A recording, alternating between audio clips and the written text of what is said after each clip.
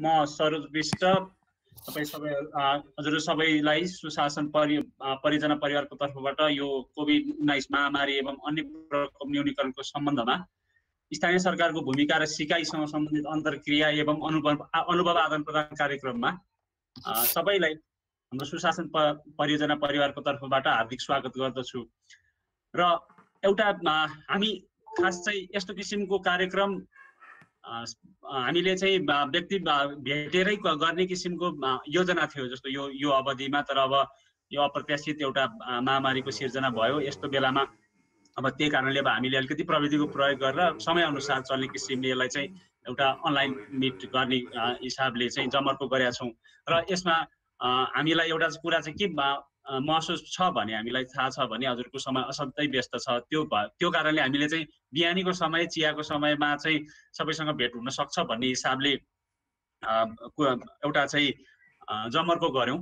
र त्यसको हजुरको व्यस्त समयको बावजुद पनि हजुरले आफ्नो समय निकालेर उपस्थित भइदिनु भएकोमा सबै गाउँपालिका, नगरपालिका, महानगरपालिकाका जनप्रतिनिधिज्यूहरू जति आउनु भएको छ, त्यो पछि प्रमुख प्रशासकीय अधिकृतज्यूहरू, सूचना प्रविधि अधिकृतज्यूहरू, नागरिक समाज संस्थाका प्रतिनिधिज्यूहरू लगायत सबैलाई चाहिँ हामी सबैप्रति हामी एकदमै कृतज्ञ छौँ भन्न चाहन्छु।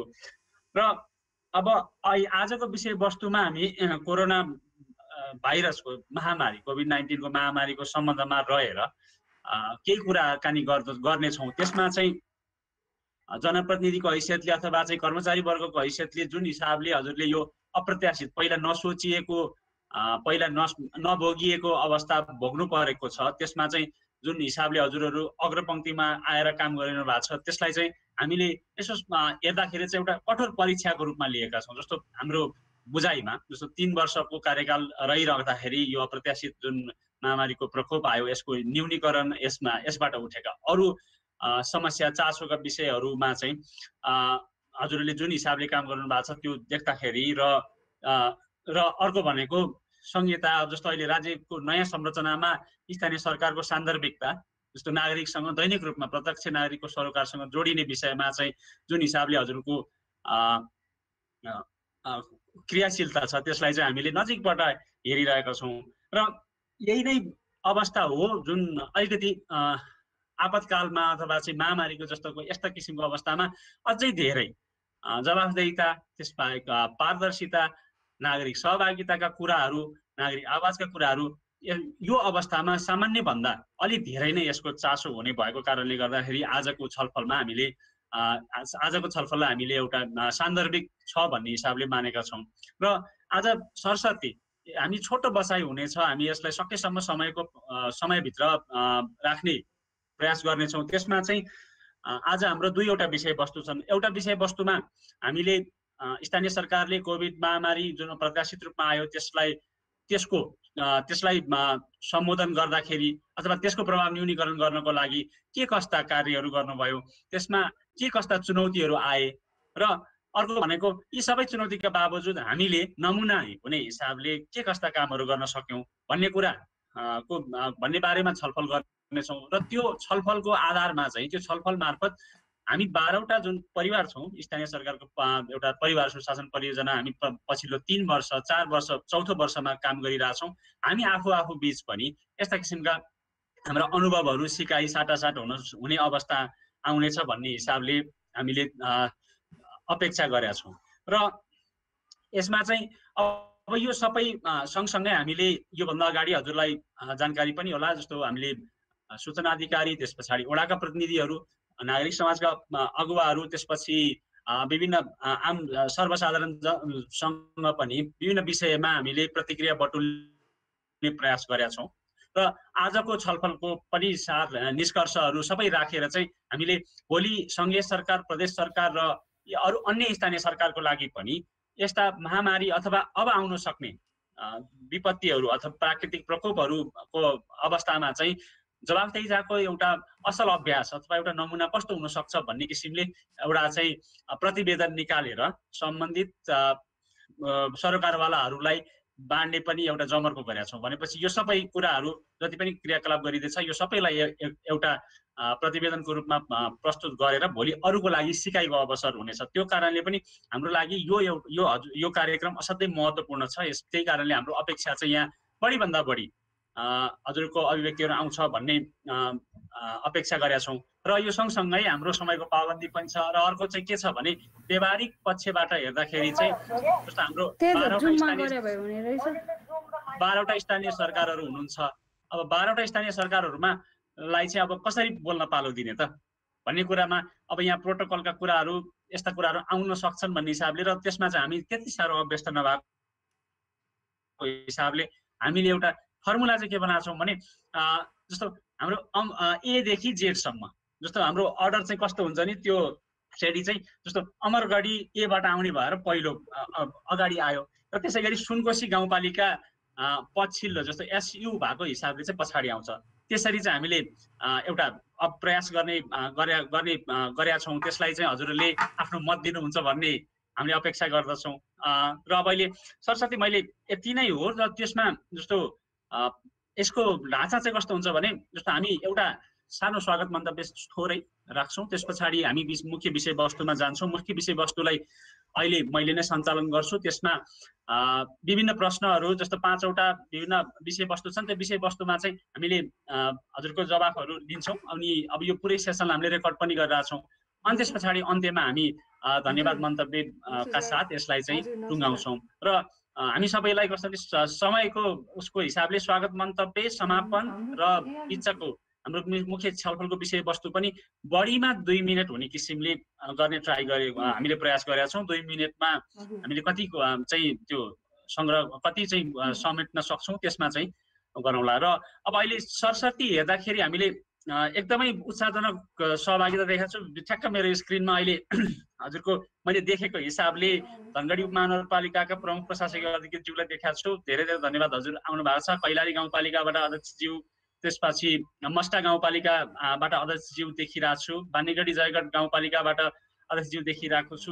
हजुरको समयको लागि धेरै धेरै धन्यवाद। अब म ढिलो नगरिकन छोटो 2 मिनटमा स्वागत मन्तव्यको लागि हाम्रो यङ इनोभेसनका प्रमुख कार्यकारी अधिकृत विभूषण विष्टज्यूलाई चाहिँ आग्रह गर्दछु। हजुर धन्यवाद सरोज। नमस्कार सबैजनालाई। सबैजना मेयर साहब, उपमेयर साहब लगायत चाहिँ स्पेसली भनौँ न हाम्रो प्रमुख प्रशासकीय ज्यूहरू लगायत हाम्रो सम्पूर्ण साथीहरूमा चाहिँ स्वागत गर्न चाहन्छु। यो चाहिँ धनगढीको मेयर साहब पनि आइपुग्नु भयो। नमस्ते मेयर साहबहरू सबैलाई। मैले छोटकरीमा यसलाई स्वागत मन्तव्य भन्दा पनि एउटा कुरा चाहिँ एकदम नरमाइलो के लाग्यो भने यो कार्यक्रम चाहिँ हामीले फिजिकल्ली गर्नुपर्ने थियो हैन।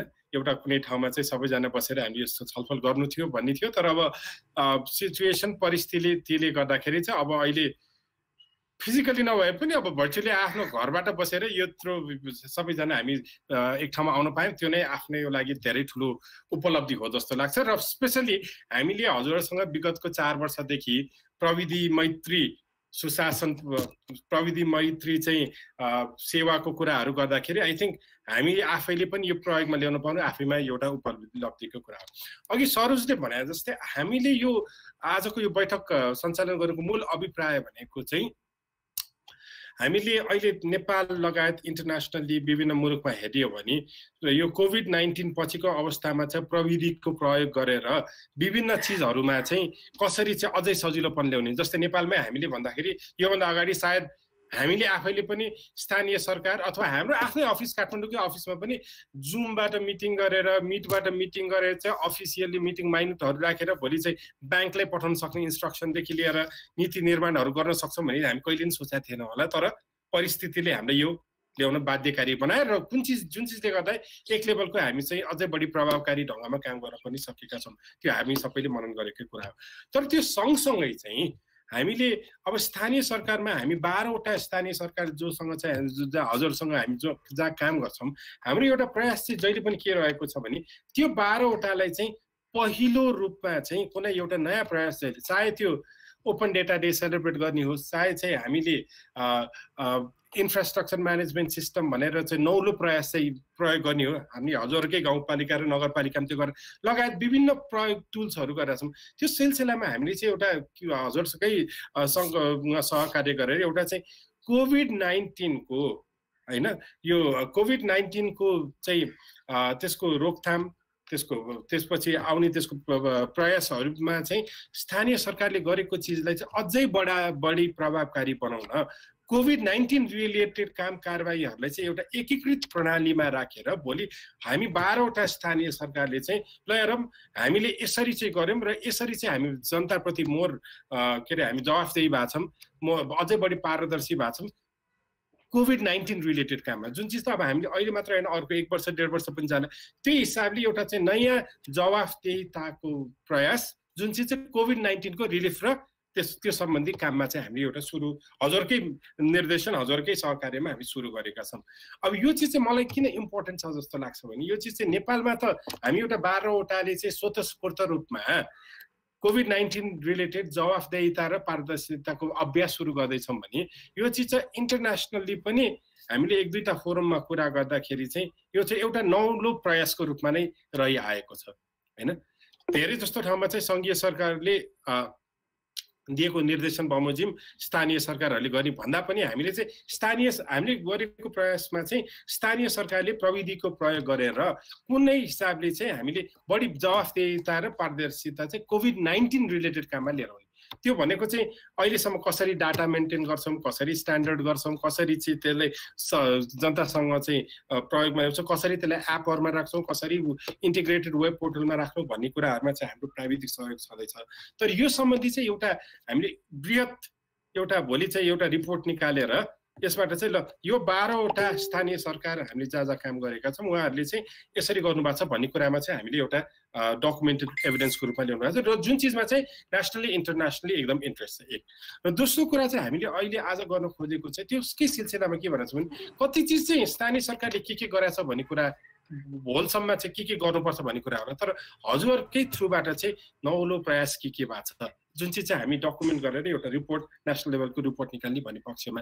त्यही भएर हजुरको आफ्नो चाहिँ कोभिड-19 रिलेटेड प्रयासहरू, त्यसमा आफूले फेस गरेको च्यालेन्जेसहरू, आफूले चाहिँ देखेको अडचनहरू केही छ भने त्यो कुरा पनि उजागर गरेर हामीले एकीकृत रूपमा छलफल गरौँ र त्यसको ओभरअल चाहिँ हामीलाई पछि गएर यो कोभिड-19 रिलेटेड चाहिँ जवाफदेहिता र पारदर्शिताको अभियानमा चाहिँ हामीले कसरी अगाडि बढ्न सक्छौँ भन्ने नै मूल अभिप्राय हिसाबले चाहिँ हामीले यो अर्गनाइज गरेका छौँ। र पुनश्च एकचोटि हजुर सबैले आफ्नो बहुमूल्य समय दिएर यहाँ गर्दाखेरि हामीले यहाँसम्म आइदिनु भयो, त्यसको लागि धन्यवाद।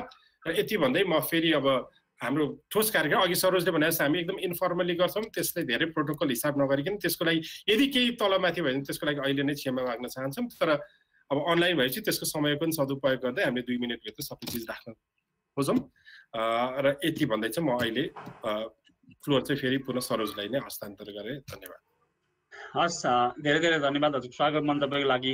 अब हामी विषयवस्तुमै प्रवेश गर्छौँ। विषयवस्तुमा प्रवेश गर्दाखेरि जस्तो हामीले पहिलो हजुरको धारणा बुझ्न खोजेको विषय चाहिँ चुनौतीका सम्बन्धमा हो, किनभने अब हामीले गरेका काम कारबाही कस्तो हुन्छन् भन्ने कस्ता थिए भन्ने कुरामा चाहिँ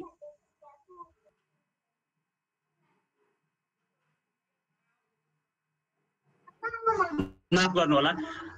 हामी चाहिँ यसमा अहिले कोरोना महामारीको सम्बन्धमा जस्तो अप्रत्याशित रूपमा त्यसलाई चाहिँ सम्बोधन गर्नुपर्ने अवस्थामा चाहिँ तपाईँको स्थानीय सरकारले भोग्नु परेका चुनौतीहरू कस्ता के थिए भन्ने कुरामा चाहिँ हजुरको जवाब चाहिएको हो। त्यसमा चाहिँ हामीले अब हाम्रो अपेक्षा चाहिँ के भने जस्तो हजुरहरू आफ्नो हिसाबले गाउँपालिका, नगरपालिका, उपमहानगरपालिकाले आफ्नो हिसाबको काम कारबाही अगाडि बढाउँदै थियो। त्यो बढाउँदै गर्दाको अवस्थामा सामान्य काम कारबाही अगाडि बढाउँदैको अवस्थामा चाहिँ यो कुरा आयो। अब यसको लागि हामी जस्तो प्रकोपका अथवा चाहिँ यस्ता किसिमका जोखिम विपत्तिका सम्बन्धमा चाहिँ कतिको तयार थियौँ, हाम्रा ऐन कानुन नियम कस्ता अवस्थामा थिए, हाम्रा सङ्गठनहरू जस्तो हामीले संस्थागत रूपमा गर्नु परेका तयारीहरू कुन अवस्थामा थिए भन्ने सम्बन्धमा चाहिँ हजुरसँग थोरै हजुरको धारणा बुझ्न खोजेको। र त्यसको लागि सबभन्दा पहिला अघि भनेकै क्रम अनुसार चाहिँ मैले समय दिँदा पहिला चाहिँ अमरगढी नगरपालिकाबाट कोही हुनुहुन्छ भने अघि सूचना प्रविधि अधिकृत देखाएको थिएँ, कोही हुनुहुन्छ भने छोटोमा आफ्नो धारणा राख्दिनु हुन अनुरोध गर्दछु। त्यस पछाडि चाहिँ बागमती गाउँपालिकाको कोही हुनुहुन्छ भने तयार हुँदै हुनु होला। हस्, अमरगढी नगरपालिकाबाट कोही हुनुहुन्छ?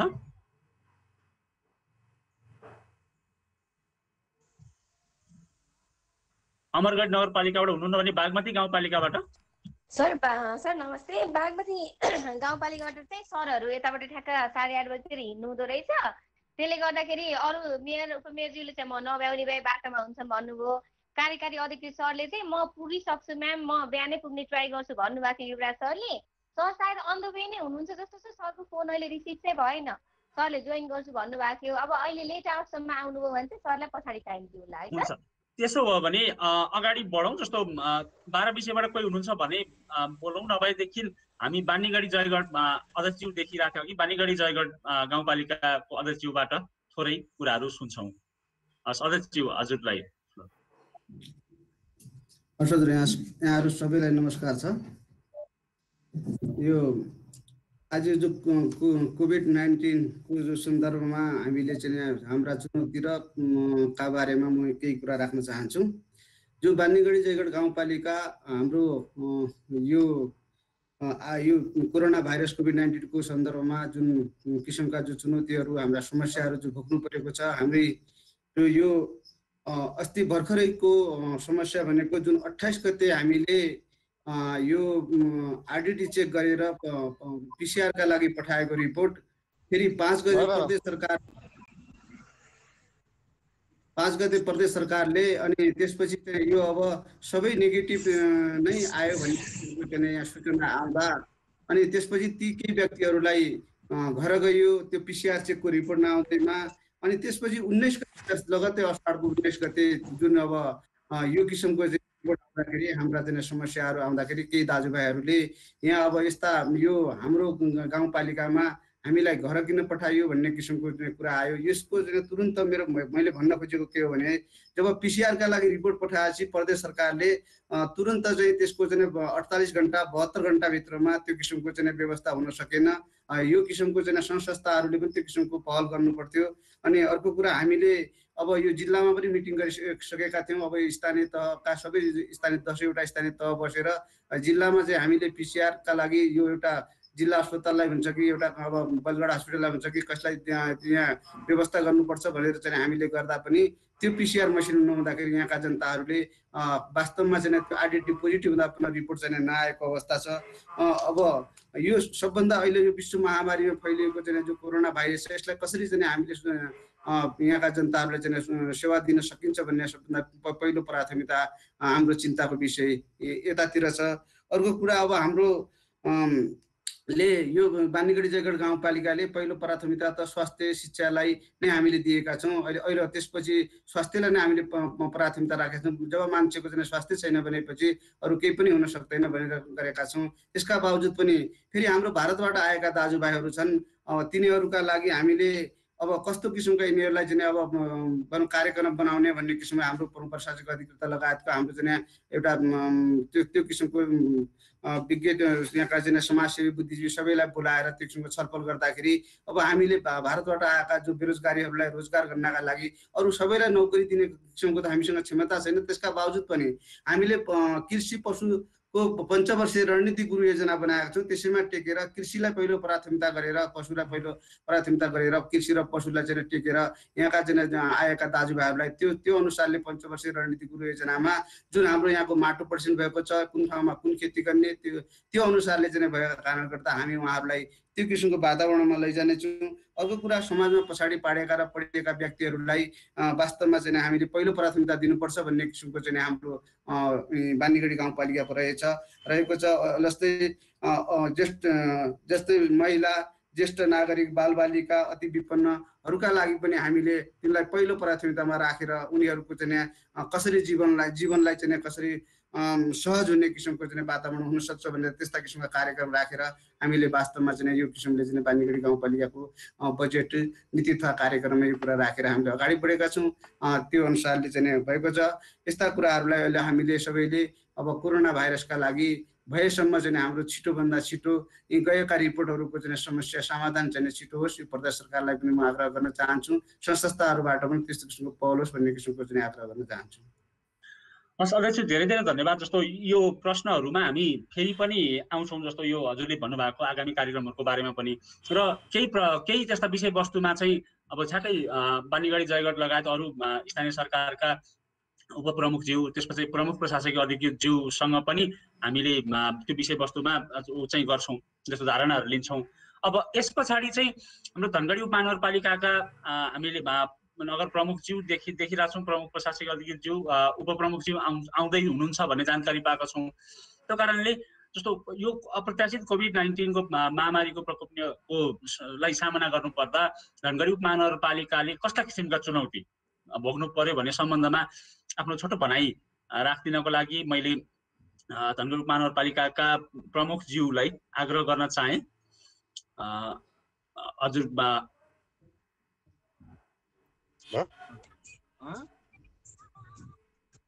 हेलो हजुर प्रमुखजी सुनिरहेको छौँ। हजुर हजुर ए नमस्कार सबै नमस्कार। विष्ट सर लगायत सबै पुरै टिमलाई मैले बोल्ने हो। हजुर प्रमुखजी अलिकति चुनौतीको विषयमा ए त्यही त अब यहाँहरू सबलाई मेरो तर्फबाट नमस्कार छ र हृदयदेखि धन्यवाद दिन चाहन्छु। धेरै दिनसम्म हाम्रो बिचमा भेटघाट भएको थिएन, आज भेट्ने वातावरण मिलाउनु भयो। विभूषणजी लगायत पुरै टिमलाई म हृदयदेखि धन्यवाद दिन चाहन्छु। नगर प्रमुखज्यू उपप्रमुखज्यू उहाँहरूलाई पनि म बिहानैको नमस्कार गर्न चाहन्छु। म काम विशेषले काठमाडौँ आएको थिएँ, अहिले म धनगढी आउँदैछु, बाटोमा छु। त्यसैले गर्दा यो नेटवर्कको यताउताको प्रब्लमले गर्दा धेरै कुराहरू मैले सुन्न पाएन। अब चुनौतीको कुरा यहाँहरूलाई थाहा छ, धनगढी उपमहानगरपालिकालाई अहिले प्रदेशकै जिम्मेवारी धनगढी उपमहानगरपालिकाले निभाएको छ। यहाँहरूलाई थाहा छ, प्रमुखज्यूहरूलाई पनि थाहा छ। होल्डिङ सेन्टर पनि धनगढीमै छ भने ठुलो बोर्डर पनि भारतीय सीमाको ठुलो बोर्डर पनि धनगढीमै छ। त्यसैले यो सबैलाई व्यवस्थापन गर्ने धनगढीको काँधमा ठुलो जिम्मेवारी आएको छ र यसलाई सम्भवतः हर सम्भव धनगढी उपमहानगरपालिकाको पुरै टिमले कोसिस गरेको छ। हुनसक्छ केही साथीहरूलाई पठाउने क्रममा, केही साथीहरूलाई आर्थिक क्रममा केही समस्या भएको छ होला, त्यसमा हामीले पूर्ण रूपमा हेर्न सकेनौँ होला। तर पठाउने जे जसरी हुन्छ भएकालाई पनि नभएकालाई पनि पठाउने कामहरू हामीले निरन्तर रूपमा गर्यौँ र गरि पनि राखेका छौँ। र के भने अहिले पनि होल्डिङ सेन्टरमा दिनको 10 देखि 20 जना मान्छेहरू पर डे देशभरि जानुपर्ने मान्छेहरू त्यहाँ बसेको हुन्छ। उहाँहरूको व्यवस्थापन गरिराखेका छौँ। उहाँहरूलाई कुनै न कुनै चिजको व्यवस्थापन गरेर, साधनको व्यवस्थापन गरेर पठाइराखेका छौँ र गइराखेको अवस्था छ। र अन्य कुराहरू अब सीमाको क्षेत्रमा चाहँदै पनि रोक्ने कोसिस गर्दै पनि केही मान्छेहरू सोधपुछ, केही मान्छेहरू लुकेर आउने क्रम, अन्य क्रमहरू पनि केही न केही पर्सेन्टेज जारी नै छ। हजुर हुन्छ। हेलो हजुर अझै सुनिरहेको अब अनि अहिले क्वारेन्टाइनमा चाहिँ घटेको अवस्था छ भने अब आइसोलेसनमा चाहिँ बढिराखेको अवस्था छ। अहिले आइसोलेसनमा हामीले लगभग 18-19 जना राखेका छौँ। क्वारेन्टाइनमा 150 जना जति 200 जना जति क्वारेन्टाइनमा छ। अब 1-2 दिनमा उहाँहरू पनि घट्दै जानुहुन्छ र PCR पोजिटिभ चाहिँ बढीभन्दा बढी निस्किराखेको अवस्था छ। हिजो मात्रै 26 जनाको रिजल्ट आउँदा 27 जनाको रिजल्ट आउँदा 13 जना पोजिटिभ थिए भने अझै 100 जनाको रिजल्ट आउन बाँकी छ। अब त्यसमा चाहिँ PCR पोजिटिभ कति हुन्छन्, लगभग नगरपालिकामा मात्रै अहिले 100 जना जति पोजिटिभ फेला परेको अवस्था छ। यही हो सर। धेरै धेरै धन्यवाद अध्यक्ष। हजुर गाडीमा हुनुहुन्छ, देखिरहेको छौँ एकदमै। त्यही पनि हजुरले जुन हिसाबले उ गरिदिनु भयो, समय निकालिदिनु भयो, त्यसको लागि धेरै धेरै धन्यवाद हजुरको उसको लागि पनि। अब यस पछाडिका विषयमा सम्भवतः हाम्रो प्रमुख प्रशासकीय अधिकृतज्यू देखिरहेको छु अब सुरुदेखि, त्यस पछाडि प्रमुखज्यू आउँदै हुनुहुन्छ, त्यो विषयमा पनि हामी छलफल गर्नेछौँ। अब यस पछाडि मैले अनुरोध गर्न चाहे, जयपृथ्वी नगरपालिकाबाट कोही हुनुहुन्छ भने, जयपृथ्वी नगरपालिका बझाङबाट कोही हुनुहुन्छ? अघि सुमन सरले देखाए जस्तो लागेको थियो। जयपृथ्वी नगरपालिकाबाट हुनु भने कैलाली गाउँपालिकाको अध्यक्षलाई देखेका थिए। कैलाली गाउँपालिका हुन्छ। सुमन सर हजुरको बोली सुन्यो, हजुर राख्नुहुन्छ? नै हाम्रो यहाँ निम्त प्रशासकीय अधिकृत श्री लालबहादुर खाई सर हुनुहुन्छ। हजुर मेयर साहब र प्रशासकीय अधिकृत जानु भएको छ, उहाँले डिस्क्राइब गर्नुहुन्छ सर। हजुर स्योर। हजुर सर, यहाँ उपस्थित सम्पूर्ण महानुभावहरू नमस्कार। म लालबहादुर खाती हो सर। अब सबैमा बिहानीको नमस्कार भन्नै पर्यो। म धेरै अगाडिदेखिको नयाँ भेटघाट हो। हाम्रो त अप्ठ्यारो भएको कारणले गर्दाखेरि पनि हाम्रो गर्ने आरइटी टेस्ट गर्ने किटहरूको पनि अभाव छ सर।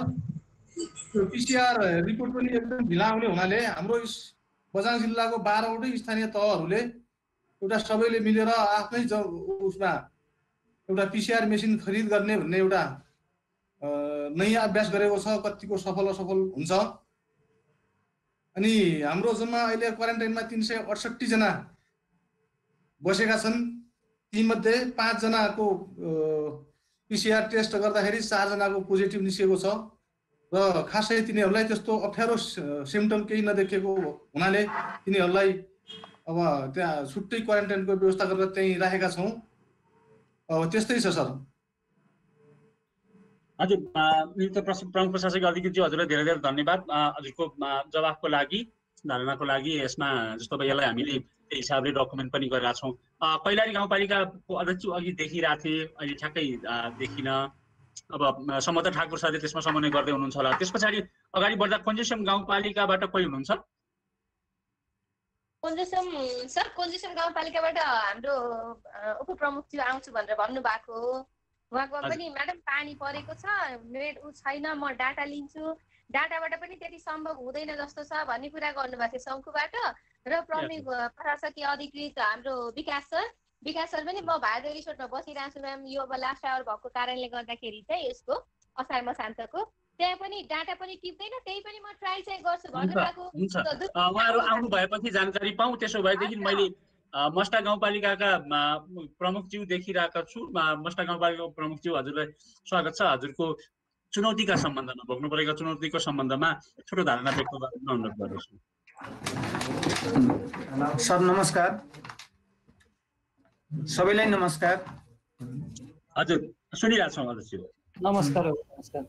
हाम्रो मस्टा गाउँपालिकाको तर्फबाट म कर्ण गठार, मस्टा गाउँपालिका अध्यक्ष। अब हामीले कोभिड-19 को महामारीको बारेमा थुप्रै चुनौतीहरू भोग्नुपर्ने अवस्था छ, भोगेका छौँ र भारतबाट आउनेको सङ्ख्या बढ्दो क्रममा छ भने स्वदेशबाट पनि आइराखेको अवस्था छ। हालसम्म मस्टा गाउँपालिकामा जुन 15 ठाउँमा हामीले क्वारेन्टाइनको व्यवस्था गरेका छौँ र 7 ठाउँमा हामीले आइसोलेसनको व्यवस्था गरेका छौँ प्रत्येक वार्डमा। र जुन आइडेन्टिटी टेस्ट गरेर जुन हाम्रो 60 जना महिला र 249 पुरुष गरेर 359 जनामा जुन आइडेन्टिटी टेस्ट भइसकेको छ र सबै ठाउँमा पोजिटिभ भएर 2 जनामा आइडेन्टिटी पोजिटिभ देखिएको अवस्था छ र त्यसमा पिसिआर नेगेटिभ आएको अवस्था छ अहिलेसम्म। भने मस्टा गाउँपालिकामा 50 वटा आइसोलेसन ब्याडहरूको व्यवस्थापन गरिएको र 15 स्थानमा क्वारेन्टाइनको व्यवस्था गरिएको अवस्था छ। भने बझाङ जिल्लाको सम्पूर्ण स्थानीय तहमा पिसिआर मेसिन खरिदको लागि जुन मस्टा गाउँपालिकाले पनि 10 लाखको सेयर गरिएको कुराहरू जानकारी गराउन चाहन्छौँ। र थुप्रै हामीले मस्टा गाउँपालिकाले कोभिड-19लाई न्यूनीकरण गर्नको लागि प्रत्येक गाउँपालिका स्तरमा र वडा स्तरमा जुन न्यूनीकरण समन्वय समिति पनि गठन भएर यिनीहरूलाई परिचालन गरेका छौँ भने क्वारेन्टाइन व्यवस्थापन समिति पनि गठन भएका छन्। र यसरी नै मस्टा गाउँपालिकाले जुन व्ययभार खेप्नुपर्ने अवस्था छ र थुप्रै खर्च बेरेका छौँ र आगामी दिनको लागि पनि हामीले 50 लाख विपद कोषको व्यवस्थापन गरिएको कुराहरू पनि जानकारी गराउन चाहन्छौँ। र अझै विदेशबाट मस्टा गाउँपालिकामा आउनेको सङ्ख्या बढ्दो क्रममा छ र त्यसको लागि हामीले थुप्रै व्यवस्थापनमा खर्चको व्ययभार बेर्नु परिएको अवस्था जानकारी गराउन चाहन्छौँ। र सँगै हामीले अब जुन आइडेन्टिटी टेस्टको लागि पनि हामीले केही किटहरूको अभाव भोग्नु परेको अवस्था जानकारी गराउन चाहन्छौँ। हजुर हस् धन्यवाद अध्यक्षज्यू धेरै धेरै हजुरको जवाफको लागि। अब मलाई जानकारी भएअनुसार कैलाली गाउँपालिकाका गाउँ प्रमुखज्यू चाहिँ बाटोमा हुनुहुन्छ। हामीसँग चाहिँ प्रमुख प्रशासकीय अधिकृतज्यू खगेन्द्र राज जोशी हुनुहुन्छ। आउनुभयो सर। सर अंकित सर आउनुभयो। हजुर हुन्छ हुन्छ अध्यक्ष हजुरलाई धेरै धेरै स्वागत छ। हजुरलाई चाहिँ हजुरको थोरै धारणा चाहिँ यो कोभिड महामारीको यो प्रकोप न्यूनीकरणको सम्बन्धमा हजुरले भोग्नु परेका हजुरको गाउँपालिकाले भोग्नु परेका चुनौतीको सम्बन्धमा छोटो 2 मिनेटभित्र हजुरको धारणा व्यक्त गरिदिनको लागि अनुरोध गर्दछु।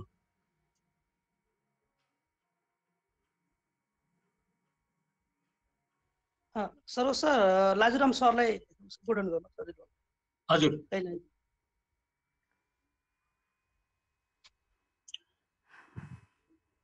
अध्यक्षज्यूको माइक अफ देखिरहेछ। म्युट छ उहाँको।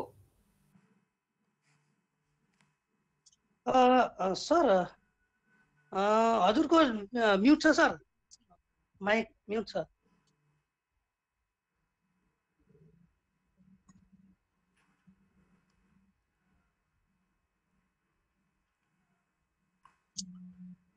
अध्यक्षज्यूको माइक चाहिँ अन गर्नुपर्ने।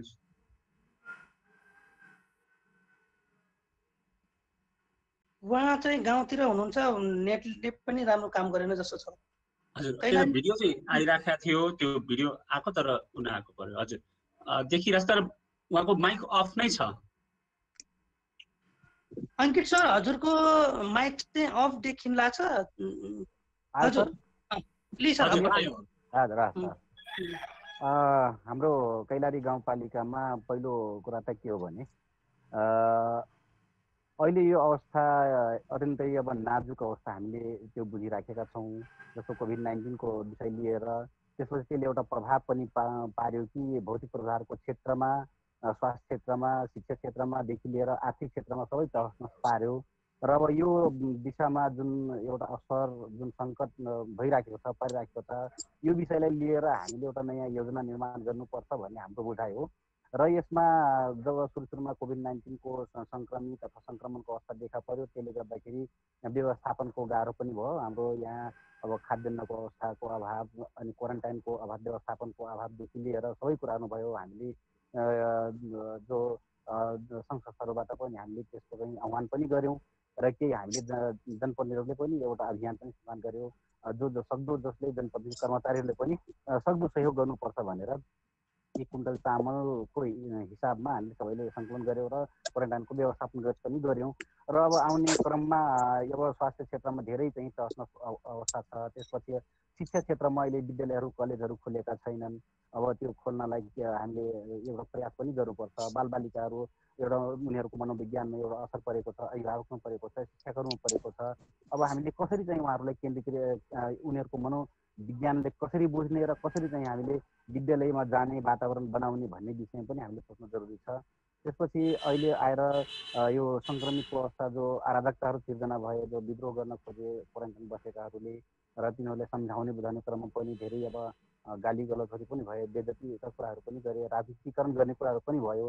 र अन्तिममा मान्छेहरू 2-4 दिन बाहिर बसेर फेरि पिसिआर टेस्ट आइसकेपछि सङ्क्रमित फेला पऱ्यो र अहिले तिनीहरूलाई फेरि पनि हामीले राखेका छौँ। र अझै अब एउटा मान्छे अब यो सङ्क्रमित हुँदाखेरि जुन एउटा अवस्था थियो, डरको अवस्था थियो, अहिले धेरै मान्छेहरू सङ्क्रमित हुँदाखेरि पनि त्यस्तो डरहरू चाहिँ देखा परेको अवस्था पनि छैन। र यसले गर्दाखेरि अब हामी सम्पूर्ण कुराहरूमा शिक्षा, स्वास्थ्य, आर्थिक अवस्था, भौतिक पूर्वाधार र सबै विषयलाई क्षेत्र, सामाजिक विकासका क्षेत्रहरूलाई सबैलाई समेटेर हामीले अगाडि बढ्दा उपयुक्त हुन्छ भन्ने चाहिँ म राख्न चाहन्छु। र अहिले अब यो विषयमा मलाई यो सबभन्दा बढी जोड कहाँ खर्क्यो भने, अभाव भयो भने, हामी वास्तविक रूपमा चाहिँ इन्टरनेट, नेट यदि यो युगमा छौँ तर चाहिँ गाउँघरमा, सहरी क्षेत्रभन्दा पनि गाउँघरमा त्यो अभाव पनि देखियो। जो अहिले विद्यालयहरूमा टिभीको मार्फत चाहिँ पठन पाठन भइराखेको छ, त्यो गाउँघरमा छैन र पढाइबाट वञ्चित भएका छन्। यो विषयलाई चाहिँ हामीले बुझ्न पनि जरुरी छ भन्ने मलाई लाग्छ यो विषय हो। र अब चाहिँ अब यो कार्यान्वयन गर्ने क्रममा जो ऐन र कानुन निर्माणहरू भए, त्यो कानुन काम गर्ने दौरानमा के चुनौतीहरू पनि थिए र निर्माण गर्ने क्रम पनि निर्माण गर्दै गयौँ र कामहरू पनि अगाडि बढ्दै गयो। र अहिले मलाई लाग्छ यो समस्याहरू चाहिँ आए, जस्तो प्रदेश सरकार अनि त्यसपछि हाम्रो सङ्घीय सरकारको कुराहरू। अब सङ्घीय सरकार जो प्रत्यक्ष भन्दा पनि स्थानीय सरकार नै यसले प्रत्यक्ष कार्यकारी सरकार र जनतासँगको सम्बन्ध नजिक भएको हुनाले गर्दाखेरि सङ्घीय सरकारको कुनै त्यस्तो खालको चाहिँ असर नपरेको छैन। तर चाहिँ प्रत्यक्ष असर भनेको प्रदेश सरकारबाट भएको छ। समन्वय र सहकारीको अभाव पनि भयो र यसले गर्दाखेरि केही यस्ता स्थानीय सरकार र जनताहरूको बिचमा जो एउटा अन्तर्विरोधहरू सिर्जना गर्ने कामहरू प्रदेश सरकारबाट भयो, यो चाहिँ हामीले बुझ्न अलिक जरुरी छ। त्यस कारण समन्वय कसरी गरेर जाने, ऐन कानुनहरू बनाउँदाखेरि अब जनप्रतिनिधिहरू चाहिँ अब हामीले एउटा उदाहरणकै निम्ति लिउँ, जो सेवा सुविधाको कुराहरू पनि छन्। जनप्रतिनिधिहरू कति चाहिँ रात दिन खटेर पनि काम गरिरहेको अवस्था छ र त्यसमा पनि अलिकति अब हिँडडुल गर्नलाई वातावरण चाहिँ अब न इन्धन छ, न गाडी छ, न केही छ, रात दिन खटेकै छन्। तर यो अवस्थामा अलि अब अन्तर्विरोध सिर्जना हुने गरी जनताबाट गाली खाने गरी पनि काम गर्ने जनप्रतिनिधिहरू अहिले यो अवस्थामा चाहिँ छ। त्यसकारण चाहिँ हामी अब ऐन कानुनहरू बनाउँदाखेरि स्थानीय सरकारले कसरी समेट्ने, सङ्घीय सरकारले कसरी समेट्ने अब यो समन्वय सहकार र सहअस्तित्वको एउटा ऐन बनाएर लाग्दाखेरि यो राम्रो होला भन्ने मेरो बुझाइ छ। धन्यवाद। हजुर धेरै धन्यवाद हजुरको प्रतिक्रियाको लागि। अब यसपछि ढिलो नगरिकन हामीसँग अरू पनि विषयवस्तु छन्, त्यो कारणले मैले नवदुर्गा गाउँपालिकाबाट कोही हुनुहुन्छ भने नवदुर्गा गाउँपालिकाबाट आग्रह गर्न चाहन्छु। मैले जानकारी भएअनुसार हाम्रो अध्यक्षज्यू र उपाध्यक्षज्यू हुनुहुन्छ। सर, नवदुर्गा गाउँपालिकाबाट अध्यक्ष र उपाध्यक्षज्यू उपस्थित हुन सक्नु भएन। सूचना अधिकारीज्यू हुनुहुन्छ करुणाकर भट्टज्यू, र उहाँलाई अनुरोध गर्छु सर। म्युट सूचना अधिकारीज्यू नवदुर्गा गाउँपालिकाको माइक अफ छ उहाँको, अन गर्नुभएको छ उहाँले। ल अन भयो, हुन्छ। उहाँ चुनौतीका सम्बन्धमा छोटो आफ्नो भनाइ राखिदिनु न अनुरोध गर्छु। नमस्कार, म करुणाकर भट्ट, नवदुर्गा गाउँपालिका डडेलधुरा र यो मिटिङमा सहभागी हुनुभएका सम्पूर्ण नगरपालिकाका प्रमुखज्यूहरू, गाउँपालिकाका प्रमुखज्यूहरू, उपप्रमुखज्यूहरू, कार्यकारी सरहरू र सम्पूर्ण सरोकारवाला महानुभावहरूलाई म पुनः नमस्कार गर्न चाहन्छु। र खास गरी नवदुर्गा गाउँपालिका डडेलधुरा यो कोभिड-19 को प्रभावबाट चाहिँ मुक्त छैन। एकदमै चाहिँ हामीसँग चुनौतीहरू छन्। ठुलो सङ्ख्या युवाहरूको ठुलो हिस्सा चाहिँ विदेशिएको अवस्था थियो पहिले, र त्यो सङ्ख्या वात्तै एकैचोटि चाहिँ गाउँपालिकामा प्रवेश गर्दा हामीलाई चाहिँ व्यवस्थापन गर्न निकै चुनौती थियो। जेन तेन हामीले त्यसलाई चाहिँ व्यवस्थापन गरिसक्यौँ र अहिले हामी अलिक सहजताको महसुस पनि गरिराखेका छौँ, किनभने हामीसँग भारतबाट यो चाहिँ फर्केको ठुलो जुन युवाहरूको हिस्सा थियो त्यसलाई चाहिँ हामीले आफ्नो चाहिँ यो हैसियतले भ्याएसम्म हामीले चाहिँ व्यवस्थापन गरेका थियौँ। र हामीसँग चाहिँ 1803 जनाको हामीले आरडी टेस्ट गऱ्यौँ, अनि त्यसपछि चाहिँ पिसिआर टेस्ट हामीले 223 जनाको पिसिआर टेस्ट गरायौँ। त्यस्तै आरडिटी पोजिटिभ हामीसँग 203 जना देखिएका थिए। तीमध्ये सबैले लगभग स्वास्थ्य लाभ गरिसकेको अवस्था छ। र पिसिआर पोस्ट हामीले चाहिँ पोजिटिभ देखिएका हाम्रो 43 जना हुन्। तिनीहरूको पनि अहिले चाहिँ स्वास्थ्यमा सुधार भइसकेको छ। र यो चाहिँ हाम्रो 35 वटा क्वारेन्टाइनहरू हामीले हाम्रो चाहिँ यहाँ हामीले स्थापना गरेका थियौँ र 35 वटा क्वारेन्टाइनको व्यवस्था गरेर हामीले ती 35 वटा क्वारेन्टाइनमा यो जनशक्तिलाई हामीले राखेका थियौँ। र अहिले चाहिँ हामीसँग क्वारेन्टाइनमा 19 जना मात्रै छन्। त्यसमा चाहिँ 15 जना हामीसँग पुरुष र 4 जना महिलाहरू छन्। र खास गरी चाहिँ अब स्थानीय सरकारको आफ्नो स्रोतले भ्याएसम्म हामीले चाहिँ यो कोरोना महामारी यो कोभिड-19 का चुनौतीलाई चाहिँ सामना गर्नका लागि हामीले प्रयास गरेका छौँ। गाउँपालिका अध्यक्षजीकै नेतृत्वमा हामीले एउटा संयन्त्र गठन गरेका छौँ र यो आर्थिक वर्षको बजेट र कार्यक्रममा पनि हामीले चाहिँ कोरोना यो नियन्त्रण र खास गरी चाहिँ विदेशबाट फर्किएका जुन यो युवाहरू जो अब यो स्वास्थ्य लाभ गरेर अहिले चाहिँ होम क्वारेन्टाइनमा वा चाहिँ समाजमा घुलमिल भइसकेका छन्, उनीहरू भोलि बेरोजगार हुन्छन्, उनीहरूलाई चाहिँ अब रोजगारीको समस्या हुन्छ, उनीहरू विभिन्न कारणबाट भोलि अर्थोपार्जनमा कसरी सहभागी उनीहरूलाई गराउने भन्ने हाम्रो अगाडि चुनौती हुन्छ।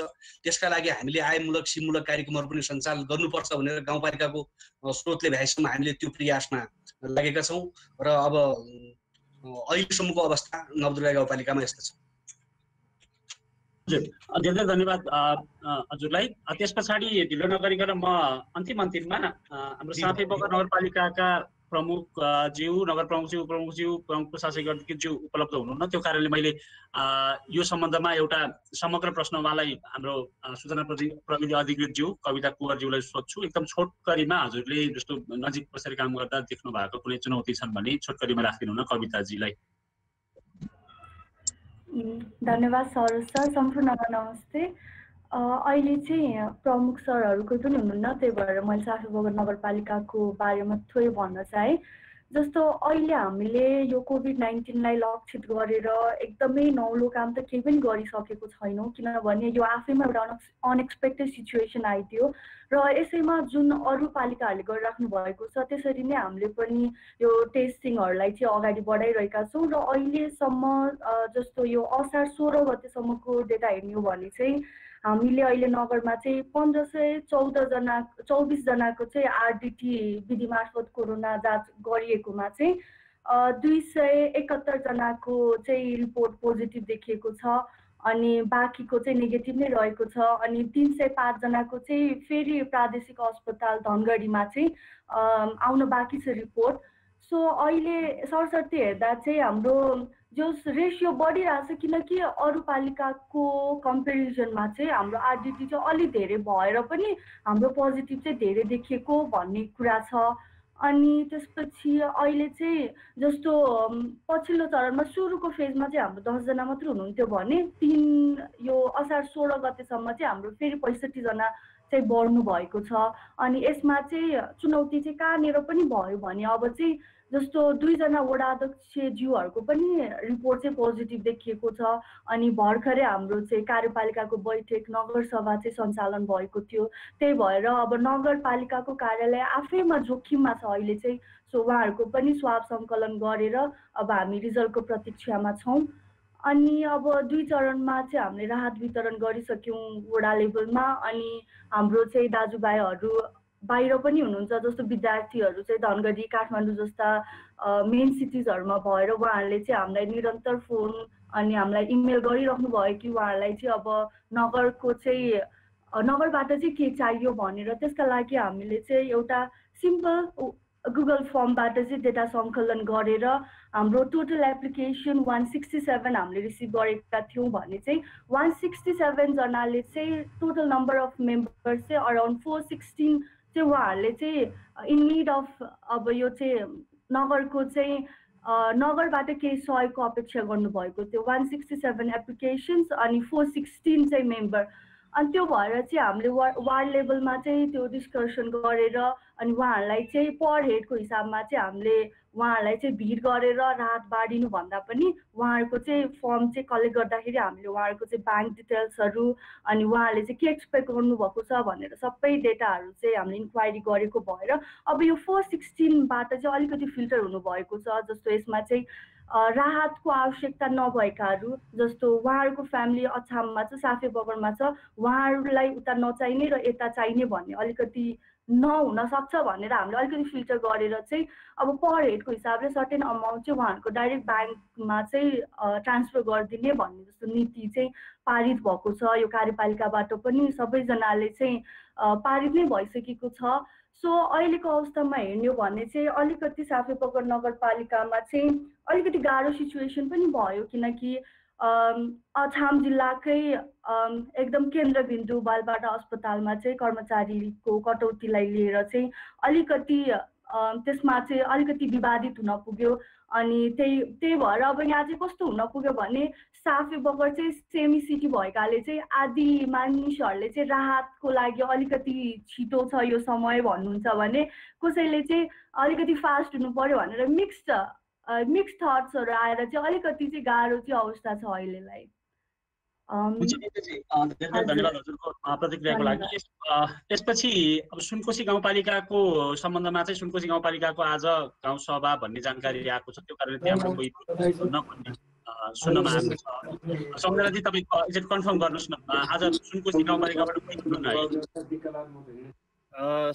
सर अमरगढीबाट प्रशासकीय प्रमुखज्यू लाइनमा हुनुहुन्छ र उहाँलाई बोल्न दिने हो कि? हजुर, त्यसको लागि मसँग अब म अर्को राउन्ड प्रश्नमा आउँदैछु। अर्को राउन्डको प्रश्नमा चाहिँ हामीले हाम्रो प्रमुख प्रशासकीय अधिकृतज्यूहरूबाट जवाब चाहिएको हो। जस्तो अब म अर्को राउन्डमा जाँदैछु, त्यसमा चाहिँ अहिले भर्खरै अब जानकारी भएअनुसार जस्तो अछामको साफे बगर कोरोना महामारीको अब एउटा चपेटामा छ, जस्तो त्यहाँ असमञ्जसको स्थिति पनि केही हदसम्म छ, कतिपय कुरामा स्पष्टता छैन। त्यो बाहेक चाहिँ अर्को किसिमको जस्तो बाढी पहिरोको जोखिममा पनि त्यो साफे बगर क्षेत्र जोखिममा रहेको भन्ने जानकारी आएको छ। त्यसको सम्बन्धमा हिजो हामीले थोरै सानो अनौपचारिक चर्चा पनि गरेका छौँ। र यसको अर्थ के हो भने यस्ता किसिमका प्रकोपहरू अथवा चाहिँ प्राकृतिक प्रकोप, यस्ता विपत्तिहरू आउन सक्छन्। जस्तो हामी नेपाल जस्तो विभिन्न हिसाबले यस्ता किसिमको जोखिममा छ कोरोना महामारी बाहेक। र एउटा सिकाइ चाहिँ के भएको छ भने अब स्थानीय सरकारको सम्बन्धमा हामी चाहिँ सबभन्दा अग्रपन्थीमा काम गर्न पर्ने भएको भएर यस्तोमा चाहिँ हामीले कोरोना महामारी मात्र होइन कि यो बाहेक अन्य पनि प्रकोप अथवा विपत्तिको सामना गर्नुपर्ने हुनसक्छ। त्यसको लागि केही पूर्व तयारी, केही कार्यक्रमहरू ल्याउनु पर्ने हुनसक्छ भन्ने कुराको एउटा सिकाइ चाहिँ भएको जस्तो लाग्छ। त्यही सम्बन्धमा हाम्रो उपलब्ध स्थानीय सरकारका प्रमुख प्रशासकीय अधिकृतज्यूहरूबाट चाहिँ हामीले जान्न चाहेको यो कोरोना महामारीको अब दोस्रो लहर आउन सक्छ अथवा चाहिँ कुनै किसिमका प्राकृतिक प्रकोपहरू आउन सक्छ, यसका प्रभाव कम गर्नको लागि, यसको प्रभाव न्यूनीकरण गर्नको लागि चाहिँ हाम्रा स्थानीय सरकारहरूको के कस्तो कार्यक्रम अथवा के कस्तो पूर्व तयारी छ त्यसको बारेमा संक्षिप्तमा हजुरको भनाइ राख्दिनु हुनको लागि मैले अनुरोध गर्दछु। जस्तो अहिले भर्खर जानकारी भएअनुसार अमरगढी नगरपालिकाका प्रमुख प्रशासकीयज्यू हामीसँग हुनुहुन्छ, उहाँलाई मैले 2 मिनटको समय दिन्छु। हेलो हजुर, नमस्कार। नमस्कार, नमस्ते हजुर सर। हजुर बोल्न सक्नुहुन्छ। हजुर हजुर, यो कोरोनाको बारेमा हामी यहाँ लागिराखेकै छौँ सर। हजुर, अनि हाम्रो अहिले क्वारेन्टाइन लगभग खाली हुने स्थितिमा भएको छ। सबै क्वारेन्टाइनमा भएको नागरिकको सबैको PCR चाहिँ टेस्ट भएर रिपोर्टसम्म आइसकेको छ। 6-7 जना, अघिल्लो लटका 28 जना, यो लटको 6 जना पोजिटिभ हुनुहुन्छ। अनि 28 जना पनि कुनै सिम्पटम नदेखिएपछि उहाँहरूलाई घरकै होम आइसोलेसनमा बस्ने गरी हप्ता 10 दिनका लागि पठाइसकिएको छ। अब 6 जनाको व्यवस्थापन हुँदैछ सर। हजुर, हुन्छ। यस पछाडि धेरै धेरै धन्यवाद हजुरलाई। यस पछाडि मैले धनगढी उपमहानगरपालिकाका प्रमुख प्रशासक अधिकृतज्यू नारायण प्रसाद सापकोटालाई धनगढी उपमहानगरपालिकाको चाहिँ जस्तो यो कोरोना लगायत अन्य प्राकृतिक प्रकोपको सम्बन्धमा पूर्व तयारीका सम्बन्धमा कुनै कार्यक्रम अथवा चाहिँ कुनै तयारी छ भने त्यसको लागि धारणा राखिदिनलाई अनुरोध गरेँ। ठ्याक्क उहाँले छोड्नु उहाँको ठ्याक्कै हुनुभएको जस्तो लाग्यो। उहाँ जोइन गर्नु हुँदै हुँदा मैले बान्नेगढी जयगढ गाउँपालिकाका प्रमुख प्रशासकीय अधिकृतज्यू पनि हामीसँग हुनुहुन्छ भन्ने जानकारी पाएको छु। शैलेश राज ढुङ्गाना उहाँ हुनुहुन्छ भने उहाँलाई आफ्ना धारणा राखिदिनलाई अनुरोध गर्दछु। धनगढीको पनि आउनुभयो? हजुर, प्रमुख प्रशासकीय अधिकृतज्यू धनगढी उपमहानगरपालिकाका प्रमुख प्रशासकीय अधिकृतज्यू नारायण प्रसाद सापकोटालाई जस्तो हामीले धनगढी उपमहानगरपालिकाको यो कोरोना महामारीको दोस्रो लहर आउन सक्छ अथवा यसका प्रभाव न्यूनीकरण अथवा चाहिँ आगामी कुनै त्यस्ता प्राकृतिक प्रकोपका सम्बन्धमा पूर्व तयारीका अवस्था अथवा कुनै कार्यक्रमहरू सञ्चालनमा ल्याउनु भएको छ भने त्यसको बारेमा के रहेको छ भनेर हजुरको धारणा जान्नको लागि अनुरोध गर्दछु। हजुरलाई समय दिएँ। हजुरको माइक्रोफोन अफ देखिरहेछ।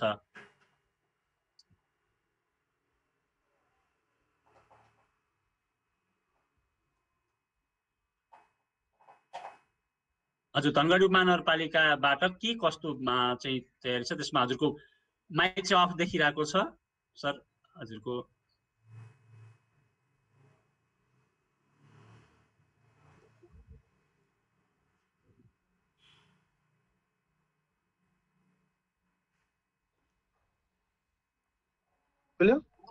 हजुर अब सुनियो। हजुर ठिक छ। यहाँले अलि नमस्कार छ, म नारायण सापकोटा धनगढी उपमहानगरपालिकाको प्रमुख प्रशासक बोलेको।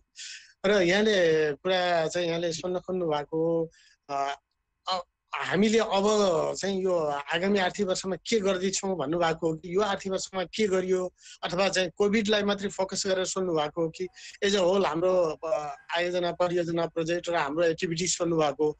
म यो विषयमा स्पष्ट हुन चाहे। हजुर स्योर सर, यसमा चाहिँ हामीले धनगढी उपमहानगरपालिका जस्तो कोरोना प्रकोपको न्यूनीकरणको सम्बन्धमा र आगामी अन्य पनि जस्ता प्राकृतिक प्रकोपहरूका जोखिमहरूमा रहेको अवस्थामा चाहिँ यसको सम्बन्धमा यस्ता प्रकोप महामारीका सम्बन्धमा आगामी दिनहरूमा चाहिँ कस्तो किसिमको पूर्व तयारी गरेर बसेका छ, कस्ता किसिमका कार्यक्रमहरू ल्याएको छ भन्ने विषयमा हजुरको त्यसमा चाहिँ बनाइ खोजेको। हस्, धन्यवाद छ। यहाँले एकदम सान्दर्भिक यो क्वेसन उठाउनु भएको छ र हामी यो 5औं नगरसभाले धनगढी उपमहानगरपालिकाको नीति कार्यक्रम तथा बजेट हामीले प्रस्तुत गरिसकेका छौँ र नगरसभाले यसको छलफलको क्रममा अब अन्त्य गर्दैछ र यो अनुमोदन गर्दैछ र हामीले हाम्रो नीति तथा कार्यक्रममा पनि आगामी आर्थिक वर्ष 77-78 को लागि कोभिड फोकस कार्यक्रमहरू हामीले चाहिँ लक्षित गरेका छौँ र कोभिड सङ्कट व्यवस्थापन सम्बन्धी योजना र रणनीतिहरू भनेर हामीले चाहिँ छुट्टै किसिमको व्यवस्था कोभिड सङ्कट व्यवस्थापनको एउटा प्याकेज र रणनीति कोभिड रणनीति व्यवस्थापनको एउटा प्याकेज, दुईटा पोलिसीहरू हामीले चाहिँ स्वीकृत गरेका छौँ र यो अनुसारको कोभिड नियन्त्रण रोकथाम व्यवस्थापनको लागि भनेर छुट्टै कोभिड फोकस नै भनेर हामीले 1 करोड बराबरको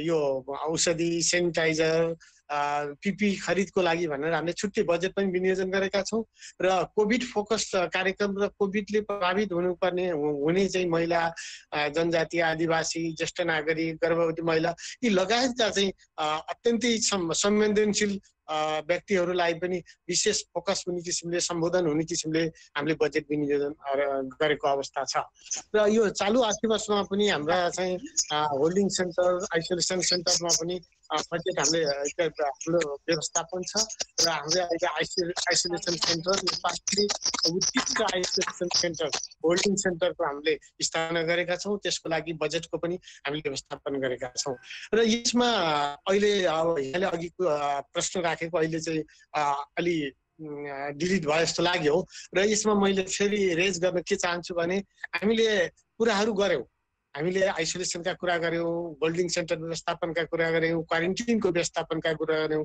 तर त्यसको खर्चको मोडालिटी के हुने, त्यसको खर्चको कार्यविधि कसरी हुने, खर्च गर्न लागि त्यो होल्डिङ सेन्टरको खर्च व्यवस्थापनको लागि कानुनी औजारका प्रोसिजियर के हुने, कसरी कार्यान्वयन गर्ने, त्यसको भुक्तानी प्रणाली के हुने, यो कुराहरू चाहिँ धेरै कुराहरू आएनन्। यसमा हामीले अहिले यो ग्याप चाहिँ हामीले देखेका छौँ र स्थानीय तहमा जुन क्वारेन्टिनहरू स्थापना भएका छन्, होल्डिङ सेन्टर स्थापना भएका छन्, स्थानीय सरकारको इनिसिएसनमा चाहिँ आइसोलेसन सेन्टरहरू पनि स्थापना भएका छन् र त्यहाँ बस्ने व्यक्तिहरूलाई लाग्ने खर्च लगायतका व्यवस्थापन गरिएको पनि छ। अब आइटी पिसिआर खरिदका कुरा पनि छन्, तर त्यसलाई कसरी खरिद गर्ने, त्यो आइसोलेसन सेन्टर क्वारेन्टिनमा खर्च पानीको कसरी व्यवस्थापन गर्ने, त्यसको कुन कार्यविधिलाई अप्नाउने, सार्वजनिक खरिदलाई अप्नाउँदाखेरि धेरै लम्बी प्रक्रिया छ, त्यसको तत्काल खरिद गर्दाखेरि त्यसको प्रोसिजियर के हुन्, त्यो विषयमा स्थानीय तहहरूले धेरै ठाउँमा कुरा आएन र यसमा अहिले हामीलाई चुनौती छ। यसलाई खर्चको व्यवस्थापन कसरी गर्ने भन्ने कुरा चाहिँ अहिले चटकारो समस्या छ। तथापि स्थानीय सरकारले जुन इनिसिएसन लिनुभएको छ, धनगढी उपमहानगरपालिकाले पनि विशेष गरी यहाँ वडा अध्यक्ष, नगर प्रमुख लगायतको सम्पूर्णको सक्रियता छ र आइसोलेसन सेन्टर हाम्रो बेलीमा स्थापना भएको छ र होल्डिङ सेन्टर पनि स्थापना व्यवस्थापन छन्, क्वारेन्टिनहरू पनि व्यवस्थित छन् र बिस्तारै चाहिँ क्वारेन्टिनमा बस्ने व्यक्तिहरूको सङ्ख्या पनि घटिरहेको अवस्था छ। हाम्रो स्वास्थ्य टिम अहोरात्र खटिएको छ र यहाँ पिसिआरदेखि लिएर आरडिटी गर्नेदेखि लिएर सबै काममा चाहिँ स्वास्थ्य टिमको इनिसिएसन र सक्रियता देखिएको छ र अब आगामी वर्षमा पनि कोभिड चाहिँ अहिले नै नियन्त्रण हुने, निर्मूलै हुने अवस्था छैन। यसलाई मध्यनजर गरेर हामीले विपद व्यवस्थापन ऐन चाहिँ पारित गरेर त्यसमा विपद व्यवस्थापनमा गैर प्राकृतिक विपदलाई कसरी म्यानेज गर्ने, कसरी मिटिगेट गर्ने, त्यो विषयमा पनि हामीले छुट्टै रणनीतिहरू तय गरेका छौँ र नगरसभाबाट यो विपद व्यवस्थापन न्यूनीकरण र गैर प्राकृतिक जोखिम न्यूनीकरण सम्बन्धी ऐन नै पास गरेका छौँ। यति कुरा छन् र समग्रमा स्थानीय सरकार धनगढी उपमहानगरपालिकाले यो isolation centre, holding centre, quarantine व्यवस्थापन लगायतका कोभिड फोकस र कोभिड व्यवस्थापन रोकथाम र नियन्त्रणमा सक्रियता र इनिसिएसन र प्रोएक्टिभ भएर लागेको छ र आगामी आर्थिक वर्षमा पनि यो विषयमा धनगढी उपमहानगरपालिकाले छुट्टै सङ्कट व्यवस्थापन र कोभिड नियन्त्रण रोकथाम र व्यवस्थापनको लागि छुट्टै रणनीति बनाएर त्यो किसिमले बजेट विनियोजन गरेर अगाडि बढेको अवस्था छ। हस् सर, हजुरलाई धेरै धेरै धन्यवाद। एकदमै बृहत रूपमा आफ्नो पोजिसन राखिदिनु भयो र निश्चय खर्च व्यवस्थापनको सम्बन्धमा जस्तो अब केही रेकमेन्डेसन केही सुझावहरू त्यस्ता अथवा चाहिँ केही त्यस्ता कुराहरू हामीले अहिले समयको पाबन्दीले पनि समेट्न सकिरहेको छैनौँ। त्यसको लागि चाहिँ अब मैले यहाँ फेरि थप्न चाहे स्थानीय सरकारहरू अहिले डिस्कसनमा जति छलफल आए हामीले यो गर्यौँ ऊ गर्यौँ भन्ने कुराहरू भइसक्यो, तर त्यसको क्वारेन्टिनको व्यवस्थापनको लागि लाग्ने खर्च कसरी गर्ने, त्यसको प्रोसिजियर के हुने, कार्यविधि के हुने, खर्च भुक्तानी प्रणाली के हुने, स्रोत र बजेट चाहिँ केन्द्र सरकारबाट प्रदेश सरकारबाट पनि नआएको होइन, त्यसलाई कसरी व्यवस्थापन गर्ने। जस्तो राहत वितरणको लागि पनि प्रदेश सरकारबाट रकम आएको छ र त्यसको लागि पनि हामीले चाहिँ कसरी खर्च गर्यौँ, कसरी व्यवस्थापन गर्यौँ, त्यो कुरो स्थानीय सरकारहरूबाट आएन। यो कुरा आउनुपर्छ र यसमा हामीले यो चाहिँ चुनौती छ। यसलाई खर्चको व्यवस्थापन कसरी गर्ने, लेखा प्रणाली कसरी राख्ने, खर्च भुक्तानी कसरी गर्ने र त्यहाँ चाहिँ खरिद प्रक्रिया कसरी अपनाउने, त्यसको व्यवस्थापन कसरी गर्ने, भुक्तानी कसरी गर्ने, यो कुरा थप चुनौतीपूर्ण छ। स्थानीय सरकारहरूले यो कुरामा पनि विशेष चासो राख्नुपर्ने र विशेष सचेत हुनुपर्ने अवस्था छ। हस्, धन्यवाद। हस् सर, हजुरलाई धेरै धेरै धन्यवाद। यसैको सम्बन्धमा हाम्रो अन्तिम प्रश्नमा चाहिँ त्यो विषय आउँछ, त्यसलाई उजागर गरिदिनु भयो, धन्यवाद। जस्तो अब मैले अगाडि बढ्दाखेरि अघि ठ्याक्कै नसकेको हाम्रो हजुर हजुर हजुर उहाँलाई स्वागत गर्छु। अहिले यसपछि मैले हाम्रो उपप्रमुखज्यूलाई चाहिँ समय दिन्छु। अहिले चाहिँ बानीगढी जयगढ गाउँपालिकाका प्रमुख प्रशासकीय अधिकृतज्यू शैलेश राज ढुङ्गाना हुनुहुन्छ भन्ने जानकारी आएको छ। प्रमुख प्रशासकीय अधिकृतज्यूलाई आफ्नो जस्तो पूर्व तयारीको सम्बन्धमा, जस्तो कुनै कार्यक्रम तयारीको सम्बन्धमा चाहिँ छोटकरीमा आफ्नो भनाइ राखिदिनु न अनुरोध गर्दछु। बानीगढी जयगढ गाउँपालिकाबाट हुनुहुन्छ भन्ने जानकारी आएको छ। रतन सर, कन्फर्म गर्न सक्नुहुन्छ एकचोटि? हजुर सर, सर लाइनमै हुनुहुन्छ, के अरे चाहिँ म्युटमा हुनुहुन्छ होइन? माइक सुनिराख्नुभयो सर? सरको चाहिँ म्युटमा हुनुहुन्छ कि माइक अफ छ कि? हजुर, माइक अफ नै देखिरहेछ उहाँको। माइक अफ नै म फोन कन्फर्म गर्छु है सर। हजुर सर, अब फेरि समयलाई पनि ध्यानमा राख्दै अगाडि बढ्नु पर्नेछ। म्युटमा नै हुनुहुन्थ्यो।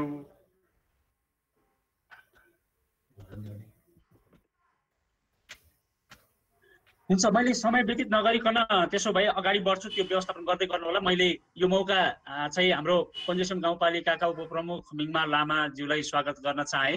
धेरै धेरै धन्यवाद। हजुरको अहिले पानी परिरहेछ इन्टरनेटको उसमा पनि हजुर हामीसँग हुनुहुन्छ। हामी अहिले विभिन्न विषयमा जस्तो कोभिड प्रकोपमा को न्यूनीकरणको सम्बन्धमा स्थानीय सरकारले गरिरहेका काम कारबाहीहरूको बारेमा, केही सिकाइ भोगाईहरूको बारेमा कुरा गर्दैछौँ। यसमा चाहिँ उपप्रमुखज्यूलाई आफ्नो छोटो धारणा चाहिँ आफ्नो गाउँपालिका, हजुरको गाउँपालिकाले यो प्रकोपको न्यूनीकरणको सम्बन्धमा र अब आगामी अन्य पनि त्यस्ता प्राकृतिक प्रकोपहरू आउन सक्छन्, त्यसको सम्बन्धमा के कस्तो तयारी गरेका छ, के कस्तो कार्यक्रम ल्याएको छ, त्यसको बारेमा छोटकरीमा आफ्नो भनाइ राखिदिनु अनुरोध गर्दछु हजुरलाई। हजुरको पनि माइक अफ देखिरहेछ। माइक अफ तिम्रो साइडमा माइक छ नि म्याम, त्यसलाई अनम्युट, त्यो रातोलाई क्लिक गर्नु त अनम्युट हुन्छ म्याम। त्यो माइकमा रातो धर्का लगाएको छ नि म्याम, रातो कलरको, देब्रे साइडमा हेर्नु त हजुरको त्यो उसमा क्लिक। हजुर, त्यहाँ माइक अफ भइरहेछ, त्यो रातो साइन छ, त्यसलाई अन गर्नुभयो भने।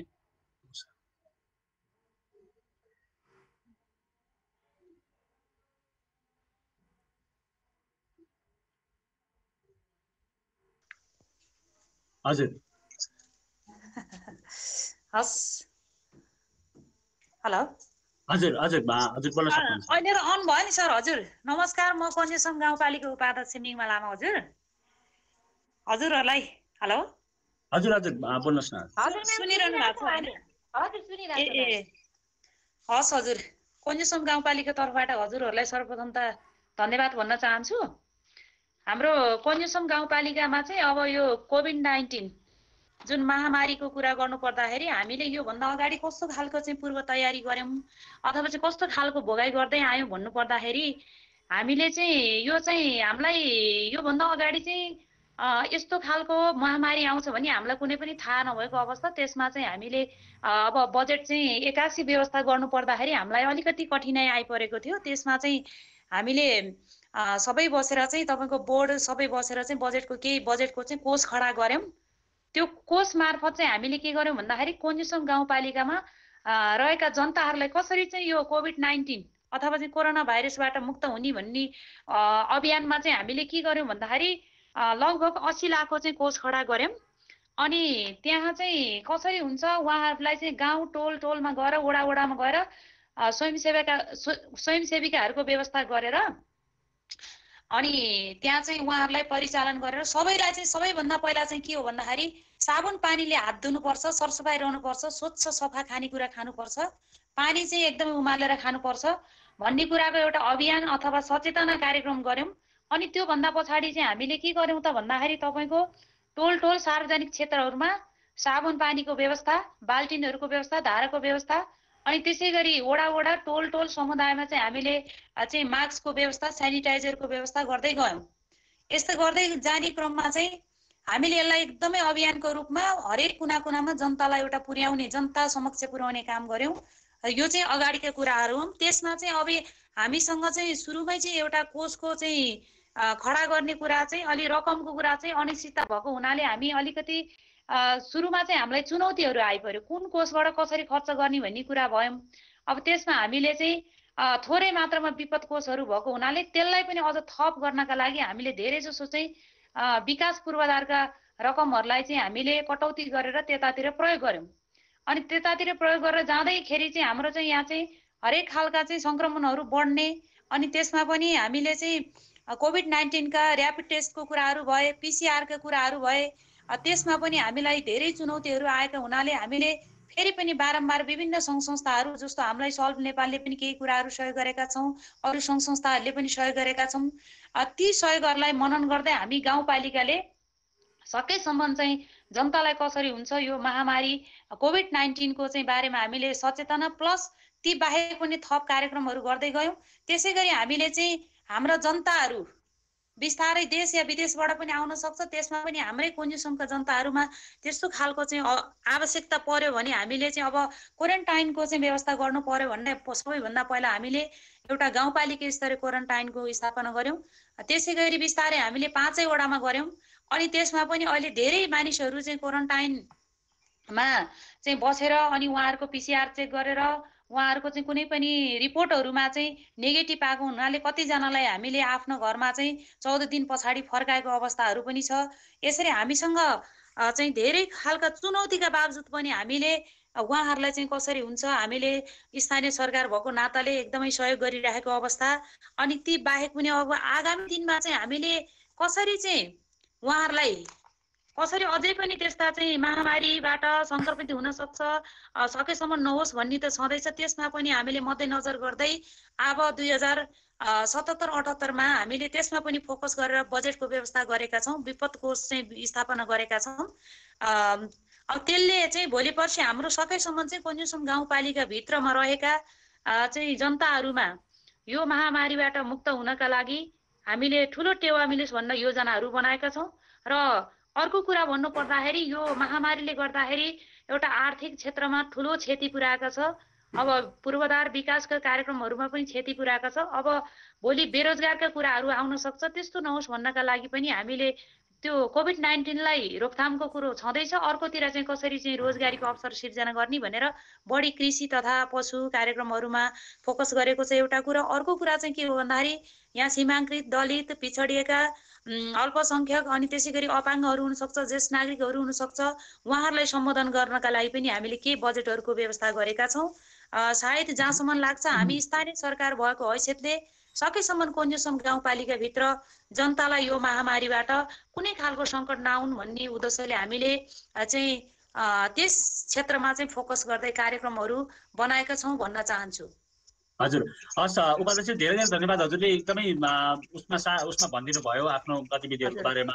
ठिक छ, अब मैले यसको चाहिँ करिबन अन्तिम प्रश्न, अन्तिम उसको जवाफको लागि चाहिँ फेरि पनि बानीगढी जयगढ गाउँपालिकाका प्रमुख प्रशासकीय ज्यूलाई चाहिँ मैले आग्रह गरेँ छोटकरीमा अब आगामी तयारीको सम्बन्धमा आफ्नो धारणा राखिदिनु हुनलाई।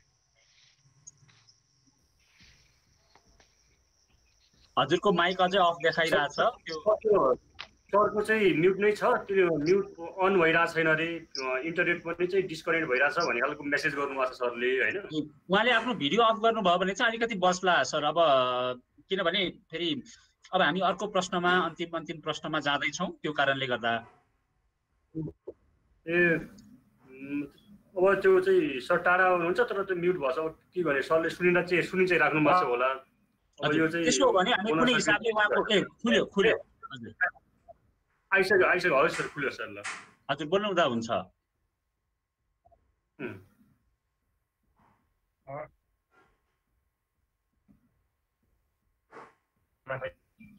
कारणले अलि म ढिलो हुनु पुगेँ, क्षमा प्रार्थी छु। हजुर सर, सर्वप्रथम यो जुन चाहिँ यहाँले जुन यहाँ सम्पूर्णमा हार्दिक धन्यवाद दिन चाहन्छु र यहाँ उपस्थित सम्पूर्ण नगर प्रमुख ज्यूहरू लगायत सम्पूर्ण प्रशासनिकज्यू यहाँहरू सम्पूर्ण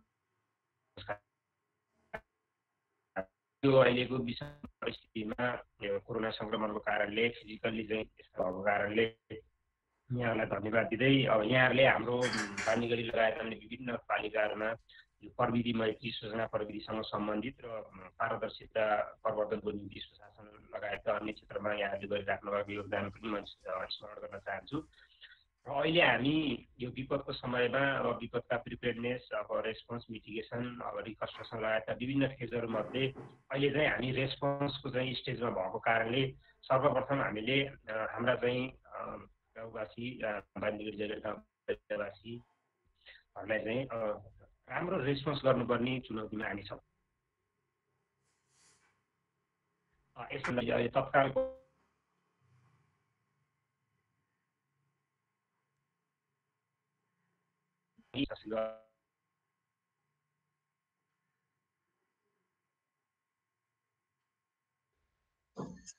हाम्रो प्रमुख प्रशासनिक अधिकारीज्यूको इन्टरनेटमा अलि कुनै एउटा चाहिँ कुनै इस्यु नै आएको जस्तो लाग्यो। त्यस कारणले मैले अहिले क्षमा माग्दै अहिलेको लागि रत्न सर हजुरले पछि सहजीकरण गरिदिनु होला, किनभने यहाँ हामी सकेसम्म समयको पाबन्दीमै भएको कारणले गर्दाखेरि मैले चाहिँ क्षमा माग्दै अलिकति अगाडि बढाउन चाहेँ है त। सर कैलालीको उपप्रमुखजी जोइन गर्नु भएको छ हजुर। जस्तो त्यसको सम्बन्धमा अब म करिब अन्तिम प्रश्नको मा आउँदैछु, त्यसमा चाहिँ हाम्रा उपप्रमुखज्यूहरूको धारणाहरू पनि लिन्छौँ। जस्तो नयाँ आउनु भएको छ, हजुरलाई धेरै धेरै धन्यवाद त्यसको लागि। र अब हामी सकेसम्म 10 बजे सकाउने प्रयासमा छौँ, त्यो कारणले। र अर्को भनेको हामीसँग यो छलफल अब एउटा सुरुवात मान्नुपर्छ, यस पछाडि हाम्रो अनेक त्यस्ता किसिमका छलफलहरू पनि हुन्छन्। त्यो कारणले मैले समयलाई ध्यानमा राख्दै, हजुरको कार्यालय समयलाई पनि ध्यानमा राख्दै चाहिँ अन्तिम प्रश्नमा म जान चाहन्छु। अन्तिम प्रश्न चाहिँ विशेष गरी जवाफदेहिता र पारदर्शिताको सम्बन्धमा छ, जुन चाहिँ अघि धनगढी उपमहानगरपालिकाको प्रमुख प्रशासकीय अधिकारीज्यूले उठाउनु भयो। यो विषय अहिलेको विषय भनेको जस्तो हामीले प्रकोपलाई सम्झेर, प्रकोप देखेर त्यो प्रकोपको प्रभाव न्यूनीकरणको लागि विभिन्न कामहरू गर्दैछौँ। त्यो काम गर्दै गर्दा हामीसँग जवाफदेहिताका विषयमा जस्तो जनताको चासो, आम चासोको विषयहरू पनि सँगै जोडिएर आउँछौँ, जसलाई चाहिँ कतै हामीसँग क्षमताको अभाव भएर अथवा चाहिँ हाम्रो समयको अभाव भएर हामीले त्यसको लागि तयारी गर्न सकिरहेको छैनौँ होला। जस्तो कार्यक्रम गर्छौँ, कार्यक्रमका खर्च व्यवस्थापन, ती कुराहरू अब पछि त्यस्ता विषयहरू उठ्छन्।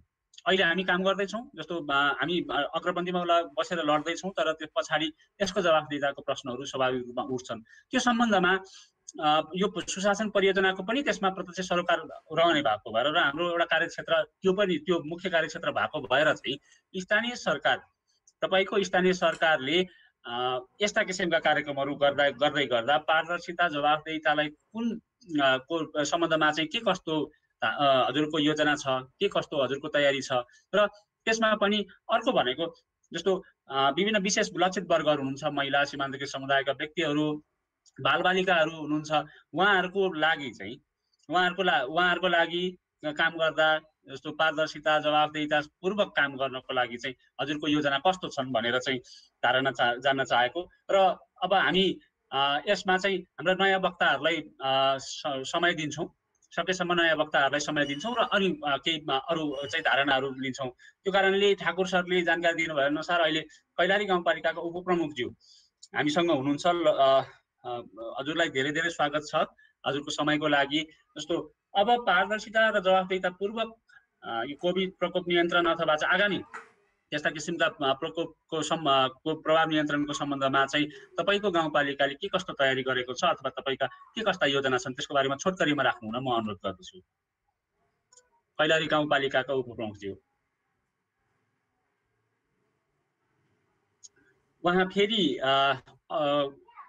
उहाँको फेरि लाइन काटियो जस्तो लाग्यो। त्यो कारणले अब मैले उहाँलाई कुरिराख्दाखेरि चाहिँ हाम्रो बानीगढी जयगढ गाउँपालिकाका प्रमुखज्यूबाट त्यो सम्बन्धमा फेरि पनि जस्तो पारदर्शिता जवाफदेहितापूर्वक काम गर्ने सम्बन्धमा चाहिँ आफ्नो गाउँपालिकाका योजनाहरूको बारेमा छोटकरीमा राखिदिनु न अनुरोध गर्दछु।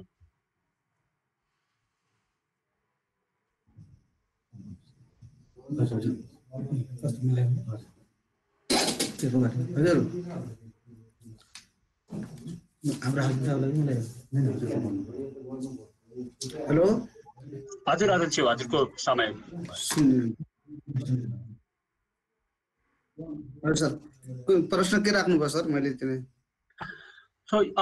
अब आगामी दिनमा यस्ता प्रकोपका सम्बन्धमा काम गर्दै गर्दा हजुर जवाफदेहिता पारदर्शिताका विषयहरू पनि सँगै उठेर आउँछन्, जनचासो प्रश्नहरू उठ्छन्। त्यस्तो सम्बन्धमा अब कोभिड प्रकोप न्यूनीकरणको सम्बन्धमा अब आगामी प्रकोप न्यूनीकरणको सम्बन्धमा कार्यक्रमहरू सञ्चालन गर्दा पारदर्शिता र जवाफदेहितालाई हजुरले कस्तो किसिमका तयारी गर्नु भएको छ अथवा तपाईँको त्यसमा चाहिँ कस्तो किसिमको धारणा छ त्यसको बारेमा जान्नको लागि छोटकरीमा। हामीले पारदर्शिता जवाफदेहिता हुनका लागि त्यसै कुनै पनि उदाहरणको लागि अहिले हामी चाहिँ क्वारेन्टाइनका लागि चाहिँ जुन व्यवस्था चाहिँ हामीले जुन गरेका थियौँ 29वटा जो हाम्रो गाउँपालिकामा थियो, अहिले पनि हामीसँग चाहिँ जुन यो आइसोलेसनमा चाहिँ अहिले हामीसँग 4 जना चाहिँ रहेका छन्। फेरि अस्तिको चाहिँ 29 जनालाई फेरि हामी राख्ने पक्षमा छौँ। यस्तो खर्चका लागि जुन यस सम्बन्धी भएको खर्च हामीले कार्यपालिकामा तुरुन्त चाहिँ हामी मिटिङ बोलाएर अनि हाम्रो यो आइसोलेसनको उसमा यति खर्च भयो, अर्को ठाउँमा यो खर्च भयो भनेर हामीले प्रत्येक मिटिङमा चाहिँ गर्ने किसिमको गरेर त्यो पारदर्शिता हामीले चाहिँ गरेका छौँ कार्यपालिकामा। त्यो हामीले चाहिँ आम यो एउटा निर्देशक समिति हुन्छ, त्यो समितिलाई पनि चाहिँ हामीले जहाँ बोलाएर त्यहाँ सबैको राय सल्लाह चाहिँ राजनीतिक दल समाजसेवी सबैको चाहिँ लिएर कस्तो किसिमको गर्ने भनेर हामीले सबैको चाहिँ राय सल्लाह गरेर त्यस्तो किसिमको पारदर्शी गर्ने काम गरेका छौँ। हजुर यसै सम्बन्धमा जस्तो हामी सबैलाई एउटा गर्व गर्न लागेको कुरा चाहिँ के हो भने कोभिड प्रकोप सुरु हुँदै गर्दा र लकडाउन सुरु हुँदै गर्दाको 1 हप्ताभित्र नेपाल सरकारको तयारीभन्दा अगाडि चाहिँ हाम्रा 12वटा स्थानीय सरकार लगायत अन्य बाँकी 11वटा नयाँ स्थानीय सरकारहरूले पनि हामीले सुशासन परियोजना अन्तर्गत सञ्चालन भएका कोभिड पारदर्शिता पोर्टल सञ्चालनमा ल्याउनु भएको छ। त्यसको सबै श्रेय तपाईँहरू 12वटै स्थानीय सरकारहरूलाई जान्छ। तपाईँहरूको यो अभ्यासको सिको गर्दै अन्य गाउँपालिका, उपमहानगरपालिका, नगरपालिकाहरूले पनि यस्तै किसिमका पोर्टलहरू सञ्चालन गर्नको लागि आग्रह गर्नुभएको थियो। फलस्वरूप हामीले थप 11वटामा त्यो सञ्चालन गर्न सकेका छौँ। अहिले हाम्रो करिब 23वटा स्थानीय सरकारहरूले आफूले गर्नुभएका यो कोभिड प्रकोपको सम्बन्धमा गर्नुभएका काम कारबाहीको सम्बन्धमा अधिकतम पारदर्शिता प्रदर्शन गर्नुभएको छ। त्यो एउटा महत्त्वपूर्ण विषय हो। र यसपछि यदि कैलाली गाउँपालिकाको उपप्रमुखज्यू हामीसँग हुनुहुन्छ भने उहाँलाई समय दिन्छु, होइन भने अगाडि जान्छु। जस्तो हामीले अलिकति सुन्न बाँकी, अब सुनकोशी गाउँपालिकाको सुन्न सकिएन। साफीबगर नगरपालिकाका सूचना प्रविधि अधिकृतज्यूलाई चाहिँ छोटकरीमा के छ त्यसको तयारी, त्यसको बारेमा छोटकरीमा राखिदिनु अनुरोध गर्दछु कविताजी। धन्यवाद सर। अब आगामी हाम्रो प्लान भनेको त धेरै अहिलेसम्म कुरा सुन्दा चाहिँ मोरओभर स्वास्थ्य क्षेत्रमा नै हो, जस्तो अरू विकास निर्माणको लागि चाहिँ अलिक स्लो डाउन गरेर अनि अरू जस्तो पहिलेको प्रोग्रामहरूमा चाहिँ अलिकति त्यसलाई चाहिँ पहिलेको जस्तो प्रायोरिटी नदिएर अलिकति स्वास्थ्यतिर नै प्रायोरिटाइज गर्ने नै कुरा छ सर अहिलेसम्म। धेरै डिस्क्रिप्सनमा चाहिँ अब मलाई त्यस्तो ज्ञान भएन। जस्तो पारदर्शिता जवाफदेहीको सम्बन्धमा केही त्यस्ता योजना बनेका छन् भने कुनै त्यस्ता योजना बनेका छन् हजुरकोमा? त्यस्तो अघि बानी गरेको सरले प्रमुख सरले भने जस्तै नै अब हामीले चाहिँ हाम्रो विवरणहरू चाहिँ खुलाउने कार्यपालिकाको मिटिङबाट अनि प्रेस विज्ञप्तिहरू निकाल्ने अनि त्यस्तै नै हो सर अहिलेको लागि चाहिँ। हजुर हुन्छ, हजुरको यो सबै राखिसकेपछि चाहिँ हामीले अन्त्यमा यो यसको सम्बन्धमा पनि जवाफदेहीताको सम्बन्धमा पनि उपयुक्त ढाँचा कस्तो हुन्छ भन्ने किसिमले पनि अध्ययन गरेर त्यो सुझाव पनि दिनेछौँ। त्यो कारणले गर्दा हजुरको यो जस्तो पानीगढी जयगढ गाउँपालिकाका अध्यक्षज्यूले भन्नुभएको कुरा र हजुरको कुराहरूलाई चाहिँ हामीले सङ्ग्रह पनि गर्छौँ। अब त्यस पछाडि हामीसँग अब समय दिन चाहे मैले उता हजुरको जयपृथ्वी नगरपालिकाबाट कोही हुनुहुन्छ भने पारदर्शिता जवाफदेहीताका सम्बन्धमा के कस्तो कार्यक्रम अथवा के कस्तो योजना छ भन्ने प्रश्नमा धारणाको लागि अनुरोध गर्दछु। जयपृथ्वी नगरपालिकाबाट कोही हुनुहुन्छ? ओके, हुनुहुन्न जस्तो छ, ठिकै छ। अब यो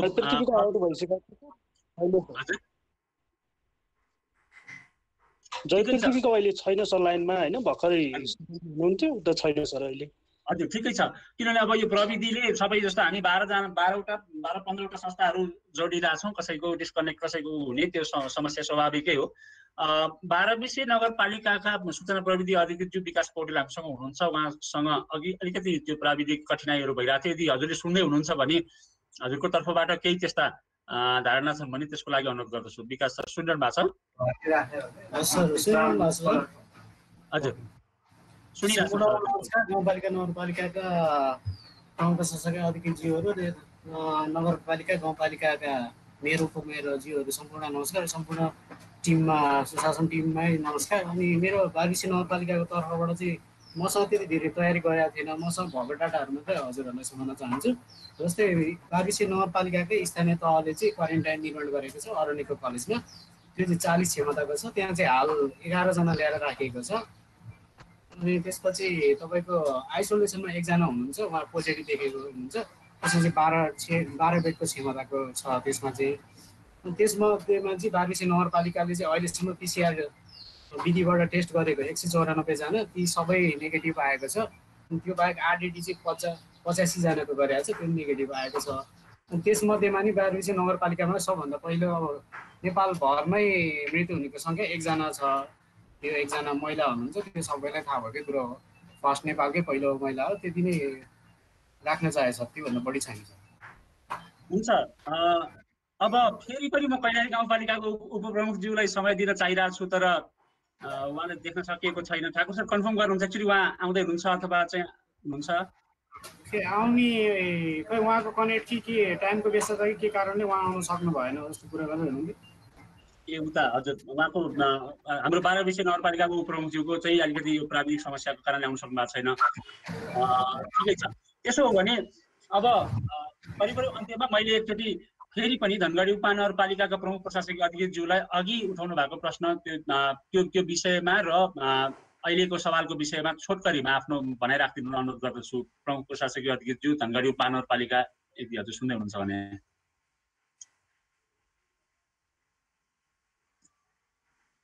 हजुर सर।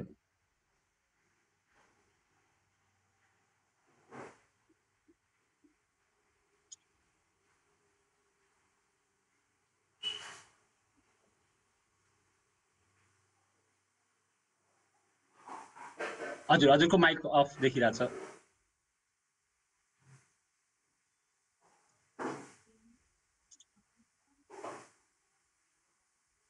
नारायण प्रसाद सापकोटाज्यू प्रमुख प्रशासकीय अधिकृत धनगढी उपमहानगरपालिका, हजुरलाई धार्नको लागि अनुरोध गर्दछु।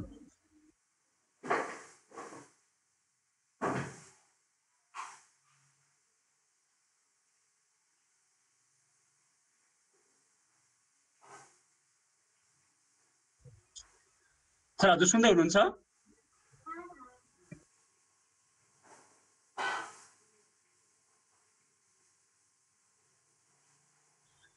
नारायण प्रसाद सापकोटाज्यू प्रमुख प्रशासकीय अधिकृत धनगढी उपमहानगरपालिका, हजुर सुन्दै हुनुहुन्छ भने हजुरलाई चाहिँ छोटो धारणाको लागि मैले अनुरोध गरेँ।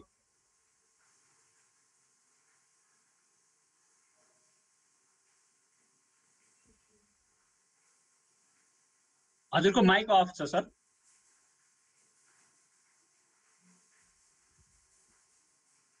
Mic off देखिरहेछ।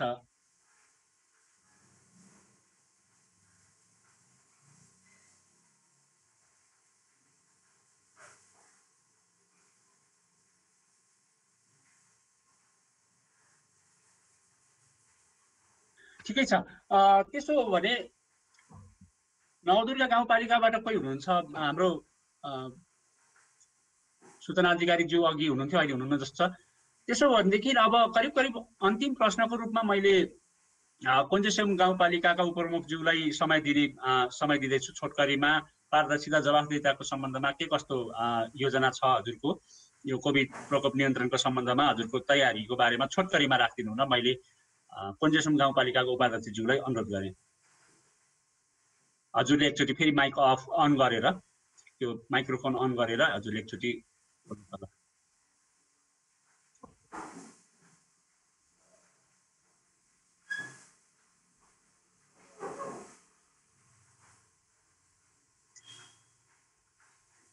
कोन्जेसम गाउँपालिकाको उपाध्यक्षज्यू हजुरको त्यो अघिकै जस्तो माइक, त्यो रातो माइक एकचोटि थिचेर बोल्नु। म्यामले सुन्नु भएन जस्तो छ, कता हुनुहुन्छ? माइकबाट कल गर्छ है त। अनि उहाँले सुनिरहनु भएको चाहिँ छ, त्यो देखिएको छ। माइक चाहिँ म्युट छ उहाँको पनि। हजुर अब खुल्छ।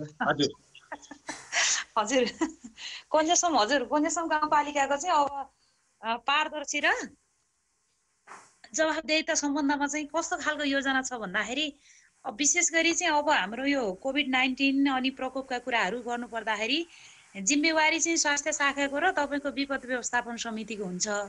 अब त्यसमा चाहिँ पारदर्शिता जवाफदेहिता अनि सुशासनका कुरा तपाईँको चाहिँ सबै जनता लक्षित वर्गमा चाहिँ त्यो कार्यक्रम पुग्यो कि पुगेन भन्नका लागि चाहिँ हामी अब विशेष गरी गाउँपालिकाको उपाध्यक्षहरू अथवा उपप्रमुखहरू चाहिँ अनुगमन समिति भएको कारणले हामी चाहिँ त्यहाँ चाहिँ कसरी हुन्छ त्यो पारदर्शिता छ कि छैन भन्ने कुरा चाहिँ हामी एकदमै त्यसलाई चाहिँ एउटा अनुगमन गर्ने योजना पनि हो। अनि अरू भन्नु पर्दाखेरि जवाफदेही हजुर उहाँको अलिकति उ भयो, समस्या भयो। ठिकै छ। त्यसो भनेदेखि धनगढी महानगरपालिकाका प्रमुख प्रशासकीय अधिकृतज्यू फेरि हामीले लाइनमा देखिरहेछौँ। हजुर यदि यो सम्बन्धमा छोटकरीमा आफ्नो भनाइ राख्न चाहनुहुन्छ भने हजुरको माइक चाहिँ अफ छ, हजुरले छोटकरीमा राखिदिनु भयो भने त्यसमा आभारी नै छौँ।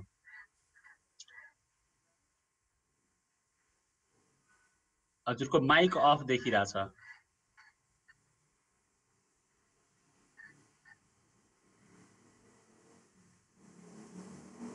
सुरेशजी त्यति थोरै समन्वय गरिदिनुहुन्छ? सरको माइक अफ छ। माइकमा मैले भन्न त भने अब सरसँग कनेक्ट डिस्कनेक्ट भयो, फेरि कनेक्ट गरिदिए हुन्छ। हजुर ठिकै छ। फेरि हजुर फेरि आउनु भएको जस्तो देखियो। सर हजुर एकचोटि माइक अन गरिदिनु पर्ला। सरको माइक अफ छ। ठिकै छ। त्यसो हो भनेदेखि अब यस्ता जस्तो हामी यति बस्दाखेरि केही प्राविधिक कठिनाइ स्वाभाविक हो, त्यसलाई हामीले सामान्य रूपमै लिन्छौँ। त्यो कारणले अब समय पनि हामी अब अलिकति घर्किसकेको, हामीले बढीमा 1.5 घन्टाको समय लिने भन्ने हिसाबले हजुरको समय लिएका थियौँ। त्यसमा आशा छ धेरै कुराहरू हामीले चाहिँ सङ्कलन गर्न सक्यौँ। धेरै हजुरका धारणाहरू चुनौतीका सम्बन्धमा, आगामी कार्ययोजनाको सम्बन्धमा देख्यौँ। सर कैलालीबाट जोइन गर्नुभयो। हजुर हुन्छ। त्यसो भने अन्तिम वक्ताको रूपमा मैले कैलाली गाउँपालिकाको उपप्रमुखज्यूलाई निम्ताउन चाहेँ। हजुरलाई हामीले सुन्नको लागि अघिदेखि नै प्रयास गरिरहेछौँ। यदि हजुरले उहाँलाई अलिकति प्रश्न क्लियर गरिदिनु होला। हजुर यदि हजुरले सुन्दै हुनुहुन्छ भने जवाबदेहिता र पारदर्शितापूर्वक रूपमा चाहिँ कोभिड-19 को प्रकोप न्यूनीकरण र अरू प्राकृतिक विपत्तिको प्रकोप न्यूनीकरण गर्नको सम्बन्धमा चाहिँ कैलाली गाउँपालिकाको तयारी कस्तो छ र यो एकदम महत्त्वपूर्ण विषय भएको भएर यसमा चाहिँ हजुरको छोटो धारणाको लागि जान्न खोजेको। हजुरले माइक अफ एकचोटि अन गर्नु पर्ला त्यहाँ त्यसको लागि।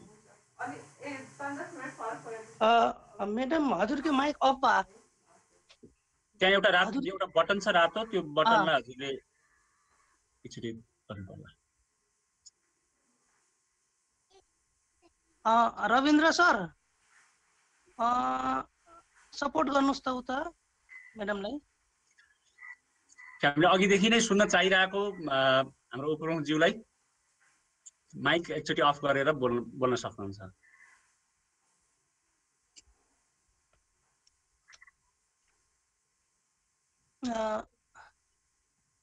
रविन्द्र सर त्यहाँ माइक चाहिँ अफ छ है, एकचोटि हेर्नुहोस् त त्यहाँ मैडमको।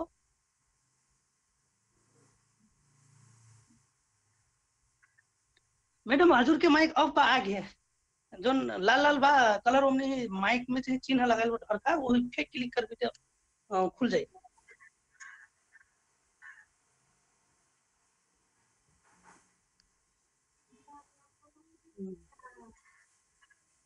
हेलो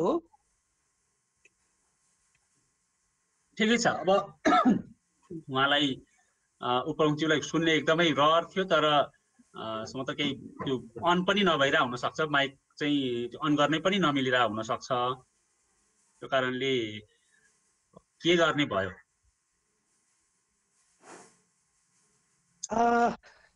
हजुर मैम सुनटी हामीले नै हजुरको माइक अफ बा, हजुरको ठ्याक्कै फोटो के आगे उठिन माइक के चिन्ह रहा तुमने लाल लाल कलर का उन्हें क्लिक कर भी तो शुरू हो जाए बट ना।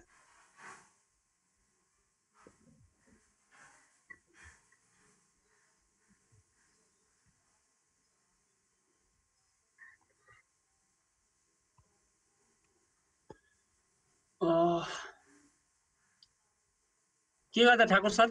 ओके ओके ठिकै छ। अब उहाँ खुल्नु भयो भने यस्तो अलिकति प्रकृति हेर्दाखेरि आज राम्रै भयो, तर अब जस्तो हाम्रो यो प्राविधिक कठिनाइको कारणले कतिपय चाहिँ हामीले लिन सकेनौँ, त्यसको लागि हामी छुट्टै व्यवस्था गर्नको लागि चाहिँ फेरि सम्पर्क गर्नेछौँ। अब हामीले करिब करिब अन्त्यमा आउँदाखेरि सबैलाई हाम्रो तर्फबाट धन्यवाद। हजुरको यो एकदम चाहिँ भनाइहरूको लागि, एकदम महत्त्वपूर्ण भनाइको लागि अनुभव चुनौती साटासाट गर्ने एउटा थलो बन्यो। अब अन्त्यमा मैले आमन्त्रण गर्न चाहे श्री हेम तेम्बे, हाम्रो सुशासन परियोजनाका टिम लिडर पनि हुनुहुन्छ, उहाँलाई चाहिँ आफ्नो छोटो मन्तव्य राखेर यो कार्यक्रम समापन गरिदिनु हुनको लागि अनुरोध गर्दछु। र अब हामी चाहिँ आयोजकको तर्फबाट, यङ इनोभेसन्सको तर्फबाट चाहिँ सबै साथीहरूलाई धन्यवाद दिँदै हामी चाहिँ बिदा हुन्छौँ। अब हेम सर हजुरको पालो। हस् सरोजजी धन्यवाद। पहिलो कुरो त अब यो जुन खालको छलफलको चाहिँ आयोजना गरिदिनु भयो त्यसको लागि पनि यङ इनोभेसन टिमलाई चाहिँ धेरै धेरै धन्यवाद। र यो छलफलमा सहभागी हुनुभएका मेयर साहबहरू, उपमेयरज्यूहरू, अनि अध्यक्षज्यूहरू, उपाध्यक्षज्यूहरू, आइटी अफिसर ज्यूहरू, त्यस्तै गरेर अरू सम्पूर्ण सहभागीहरूमा मेरो नमस्कार। खास गरेर अब कुराहरू धेरै आएका छन्। हुन त अब यो हामीले आशा नगरेको अवस्थामा छौँ हामी, भनेको मतलब यो प्रकोपको अवस्थामा हामी छौँ, जुन चाहिँ हामीले यस्तो हुन्छ भन्ने खालको अनुमान पनि गर्न सकेका थिएनौँ। र अब त्यो प्रकोपसँग जुझ्नको लागि अहिले अब यहाँ कुरा सुन्दाखेरि अर्थात् चाहिँ हामीलाई थाहा भएअनुसार स्थानीय सरकारहरूले जुन खालको प्रयत्न गरिरहनु भएको छ त्यो चाहिँ एकदम सराहनीय छ जस्तो लाग्छ। तपाईँ हामी सबैले आफ्नो चाहिँ स्रोत साधन बलबुता दिमागले भ्याएसम्म जुन खालको काम गरिरहेछौँ त्यसलाई तपाईँ हामीले सकारात्मक रूपमै लिनुपर्छ। र अब यस्ता खालका प्रकोपहरू खालि यो कोभिड-19 मात्र नभएर भोलिका दिनमा अरू खालको पनि आउन सक्छ, अथवा अरू खालको हामीले नसोचेको कुरा, अनुमान नगरेको कुराहरू चाहिँ हामीले चाहिँ त्यसको चाहिँ सामना गर्नुपर्ने अवस्था हुन सक्छ। त्यसले गर्दाखेरि हामी अब अहिले जुन खालको अवस्थाबाट गुज्रिरहेका छौँ यसबाट हाम्रो धेरै किसिमका चाहिँ सिकाइहरू भएका छन्, धेरै किसिमका अनुभवहरू हामीले बटुलेका छौँ। त्यसैले गर्दा अहिलेको यो हाम्रो अनुभव, हाम्रो सिकाइलाई चाहिँ अझै चाहिँ कसरी यसलाई चाहिँ भोलिका दिनमा पनि प्रयोग गर्न सकिन्छ भन्ने हिसाबले एकातिर हामीले सोच्न जरुरी छ। किनभने अब हामी यस्ता खालका प्रकोपहरू आउँदाखेरि एउटा चाहिँ रिलिफका काम गर्छौँ, अर्थात् चाहिँ यो के भन्छ रेस्पोन्सका कुराहरू, रिहेबिलिटेसनका कुराहरू आउन सक्छन्। ती अवस्थामा हामीले आफूलाई कसरी प्रस्तुत गर्ने, अर्थात् हाम्रो स्थानीय सरकारले त्यसलाई चाहिँ कसरी चाहिँ सम्बोधन गर्ने भन्ने विषयमा अब यसबाट हामीलाई एउटा अवसर चाहिँ सिर्जना भएको छ, अर्थात् अवसरको रूपमा पनि हामीले यसलाई लिनुपर्छ भन्ने लाग्छ। जसले गर्दा तपाईँ हामीले चाहिँ भोलिको दिनको लागि हाम्रो आफ्नो रणनीति, आफ्नो योजना बनाउन चाहिँ यसले चाहिँ ठुलो सहयोग पुर्याउँछ भन्ने चाहिँ लाग्छ। र यहाँ जुन खालका चाहिँ हाम्रो चाहिँ अघि प्रशासकीय अधिकृतज्यूहरू, आइटी अफिसरज्यूहरूले जुन खालको कुराहरू गर्नुभयो, उपमेयर, मेयर ज्यूहरू, अध्यक्ष उपाध्यक्षज्यूहरूले जुन खालको आफ्नो कुरा राख्नुभयो, त्यहाँ विभिन्न किसिमका अहिले पनि समस्याहरू छन्। वास्तवमा अब यो मैले भनिहालेँ, नयाँ चाहिँ सन्दर्भमा हामी काम गरिरहेका कारणले विभिन्न खालका समस्याहरू हुन सक्छन्, जसमा चाहिँ एउटा पारदर्शिताको समस्या हुन सक्छ, जवाफदेहिताको समस्या हुन सक्छ, तपाईँ हाम्रो चाहिँ कार्य सम्पादन गर्ने सिप दक्षता को चाहिँ समस्या हुन सक्छ हैन। तर जे होस्, अब हामीले एउटा नयाँ खालको चाहिँ अवस्थामा हामी गुज्रिरहेका छौँ र त्यसबाट धेरै कुरा सिकेका छौँ। त्यसैले अब यो छलफलको एउटा मुख्य उद्देश्य अघि सुरुमै पनि भन्नुभएको थियो, आगामी दिनहरूमा हामीले अब यस्तै खालका चाहिँ समस्यालाई कसरी जुझ्न सक्छौँ त, कसरी चाहिँ हाम्रो पारदर्शिता, हामीले आफूलाई चाहिँ जवाफदेही कसरी बनाउन सकिन्छ भन्ने विषयमा चाहिँ काम गरौँ भन्ने नै हो। त्यसको लागि चाहिँ जो अहिले अब सुशासन परियोजनाको तर्फबाट हामी 12वटा स्थानीय स्तरमा तपाईँहरूसँग हामी काम गरिरहेका छौँ, सहकार्य गरिरहेका छौँ। र यो कोभिड-19 अर्थात् यस्तो खालको चाहिँ यो चाहिँ अवस्थामा पनि भोलिका दिनमा यस्तै खालको अवस्थामा पनि तपाईँ हामीले अब कसरी चाहिँ काम गर्न सक्छौँ त, अहिलेको कोभिडलाई नै हामीले कसरी कोभिडका सन्दर्भमा गरेका हामीले सम्पादन गरेका क्रियाकलापहरूलाई कसरी जवाफदेही बनाउन सकिन्छ, पारदर्शी कसरी बनाउन सकिन्छ भन्ने विषयमा काम गरौँ भन्ने उद्देश्यले यो एउटा आयोजना, यो छलफलको आयोजना गरिएको हो।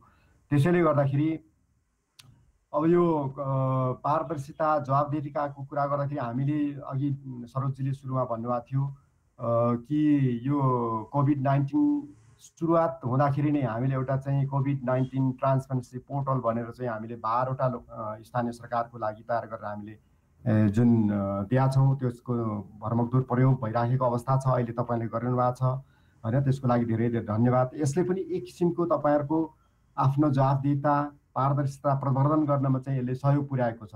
हुन त त्यो सम्पूर्ण छैन, त्यहाँ धेरै कुराहरू छन्, जस्तो अहिले विभिन्न समाचारहरू सुन्दाखेरि अर्थात् तपाईँले आफ्नो स्थानीय स्तरमा नागरिकहरूले उठाएका कुराहरू, अर्थात् सरकारवालाहरूले उठाएका कुराहरू सुन्दाखेरि तपाईँहरूलाई त्यो महसुस हुनसक्छ, अर्थात् त्यहाँ चाहिँ खड्किएका कुराहरू छन्। अझै यो गर्न पाएदेखि अझै राम्रो हुन्थेछ, अर्थात् चाहिँ अझै चाहिँ यहाँ चाहिँ यसलाई चाहिँ प्रभावकारी ढङ्गले यसलाई चाहिँ पारदर्शी बनाउन सकिन्थेछ, जवाफदेही चाहिँ हुन सकिन्थेछ भन्ने खालको कुराहरू महसुस पक्कै पनि तपाईँहरूको मनमा भएको होला, अर्थात् तपाईँहरूको चाहना होला यो गर्न पाएदेखि अझै राम्रो हुन्थ्यो, यो गर्न पाएदेखि चाहिँ अझै चाहिँ हामी चाहिँ हाम्रो काम चाहिँ प्रभावकारी हुन्थ्यो भन्ने खालको जस्तो अघि कुरा आयो। क्वारेन्टिन व्यवस्थापनका कुराहरू धनगढीका हाम्रो चाहिँ प्रमुख प्रशासकीय अधिकृतले जुन कुरा उठाउनु भयो, जस्तो हामीले विभिन्न खालका बजेटहरू सरकारको अर्थात् चाहिँ बाहिरदेखि आएका डोनरहरूबाट आएका बजेटहरूलाई हामीले चाहिँ खर्च गरिरहेका छौँ। ती खर्चहरूलाई कसरी व्यवस्थापन गर्ने, त्यसलाई चाहिँ कसरी पारदर्शी बनाउने, अर्थात् त्यसलाई चाहिँ कसरी चाहिँ एउटा चाहिँ जवाफदेही छौँ है हामी भन्ने खालको हामीले कसरी प्रस्तुत गर्ने भन्ने विषयमा त्यो खालको समस्याहरू हुन सक्छन्, समस्याहरू छन् भन्ने खालको कुराहरू आयो भने अब यो हाम्रो छलफल अब हुन त यो यही नै सम्पूर्ण होइन, अथवा यही छलफलबाट चाहिँ धारणा बनाएर अब हामी चाहिँ यसरी जान्छौँ भन्ने खालको होइन। भोलिका दिनमा फेरि पनि तपाईँहरूसँग चाहिँ हामी योभन्दा अरू घनीभूत रूपमा छलफल गर्नुपर्ने हुनसक्छ। अब सम्भवतः भयो, अब यो समयले साथ दियो भने तपाईँहरूसँगै बसेर छलफल भेटघाट गरेर नै चाहिँ यो खालको छलफलहरू चाहिँ गरेर चाहिँ अगाडि बढ्ने भन्ने हो। त्यसैले गर्दाखेरि अब अहिले हामीले यो सानो छलफल सुरुवात गरेका छौँ। यसबाट नै अब आजको छलफलबाट केही कुराहरू ल्याएर पक्कै नै यङ इनोभेसनले यसमा हामी के गर्न सक्छौँ अझै जवाफदेही हुनको लागि हाम्रो कामहरूलाई हाम्रो क्रियाकलापलाई अझै पारदर्शी बनाउनको लागि हामी कसरी चाहिँ सहकार्य गर्न सक्छौँ, जो कि अब यो मैले फेरि पनि भन्छु यो एउटा अवसर हो जसले गर्दा तपाईँ हामी अहिले यो अवस्थामा छौँ, भोलि नहुन सक्छौँ। अर्थात् स्थानीय सरकारमा जो तपाईँहरू हुनुहुन्छ भोलि त्यहाँ नहुन सक्नुहुन्छ, हामी कर्मचारी यहाँ छौँ भोलि हामी नहुन सक्छौँ होइन। त्यो अवस्थामा पनि पहिला यो खालको चाहिँ महामारीको अवस्थामा अर्थात् प्रकोपको बेला चाहिँ यसरी चाहिँ यो स्थानीय सरकारले काम गरेको रहेछ, हामी पनि यसलाई चाहिँ अझै अब कसरी राम्रो गर्न सकिन्छ भन्ने हिसाबले अगाडि जाउँ भन्ने, भोलि आगामी आउने जेनेरेसनले पनि त्यो खालको कुराहरू गरून्, अर्थात् त्यसलाई चाहिँ टेकेर अगाडि बढुन् भन्ने एउटा चाहिँ एउटा हाम्रो चाहिँ दिगो रूपमा यसलाई कसरी अगाडि बढाउन सकिन्छ, अर्थात् दिगो कसरी बनाउन सकिन्छ।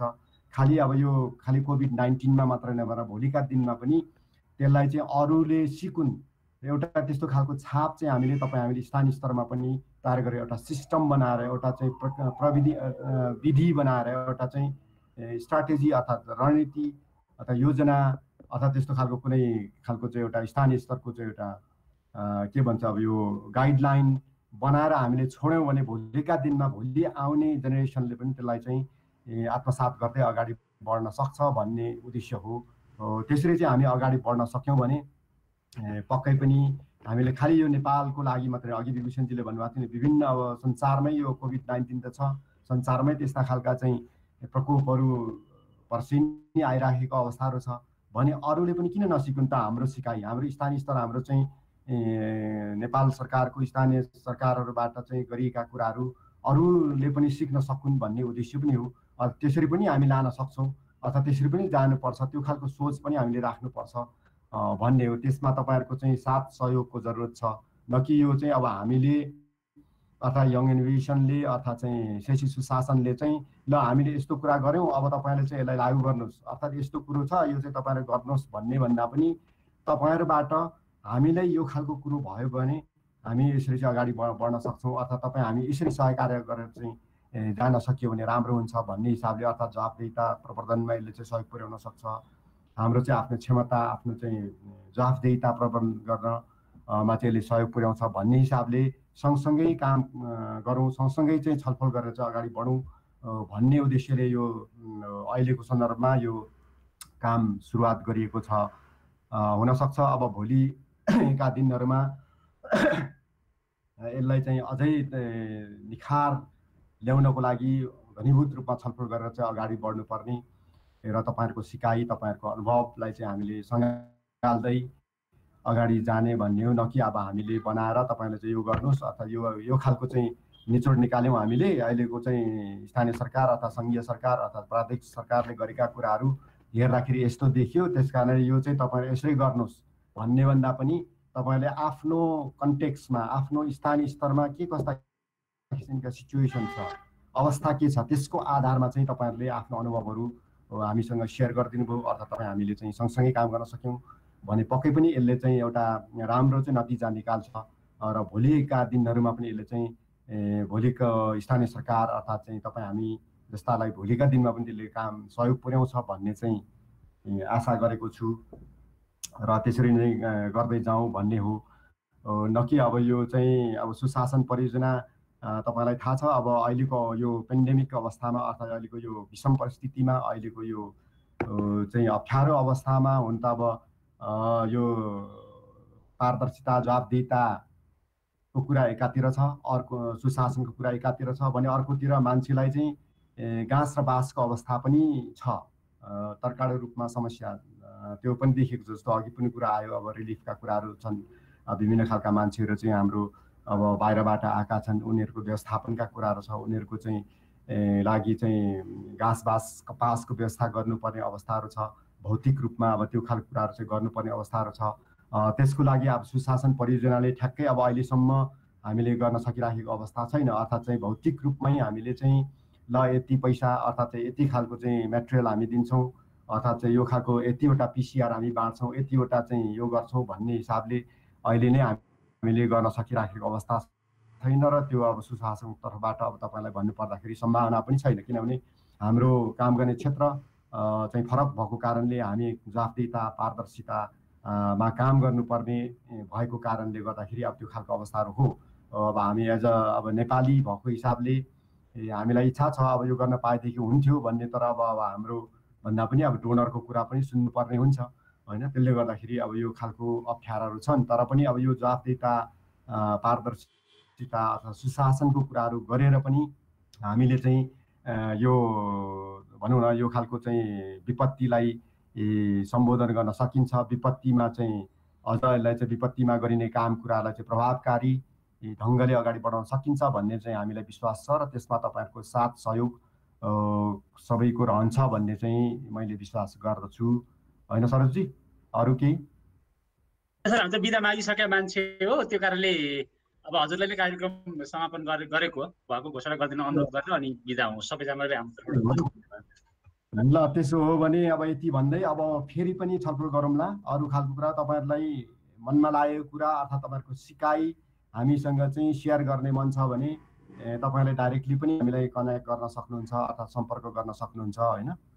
हाम्रो अनुभव चाहिँ यो रह्यो अर्थात् यो खालको छ भन्ने हिसाबले भन्दै अब यहाँहरूलाई फेरि पनि जो यो छलफलको लागि चाहिँ उपस्थित हुनुभएका यो एकदम चाहिँ व्यस्तताका बावजुद मेयर साहबहरू, उपमेयर साहबहरू, अध्यक्षज्यूहरू, उपाध्यक्षज्यूहरू, प्रशासकीय अधिकृतज्यूहरू, आइटी अफिसरज्यूहरू र अरू सम्पूर्ण मेरा सुशासन टिमका साथीहरू सबैलाई फेरि पनि म धन्यवाद दिन चाहन्छु भन्दै धन्यवाद दिँदै अब यो कार्यक्रम यो छलफल यहीँ अन्त्य भएको घोषणा पनि गर्छु। हस्, धन्यवाद, नमस्कार।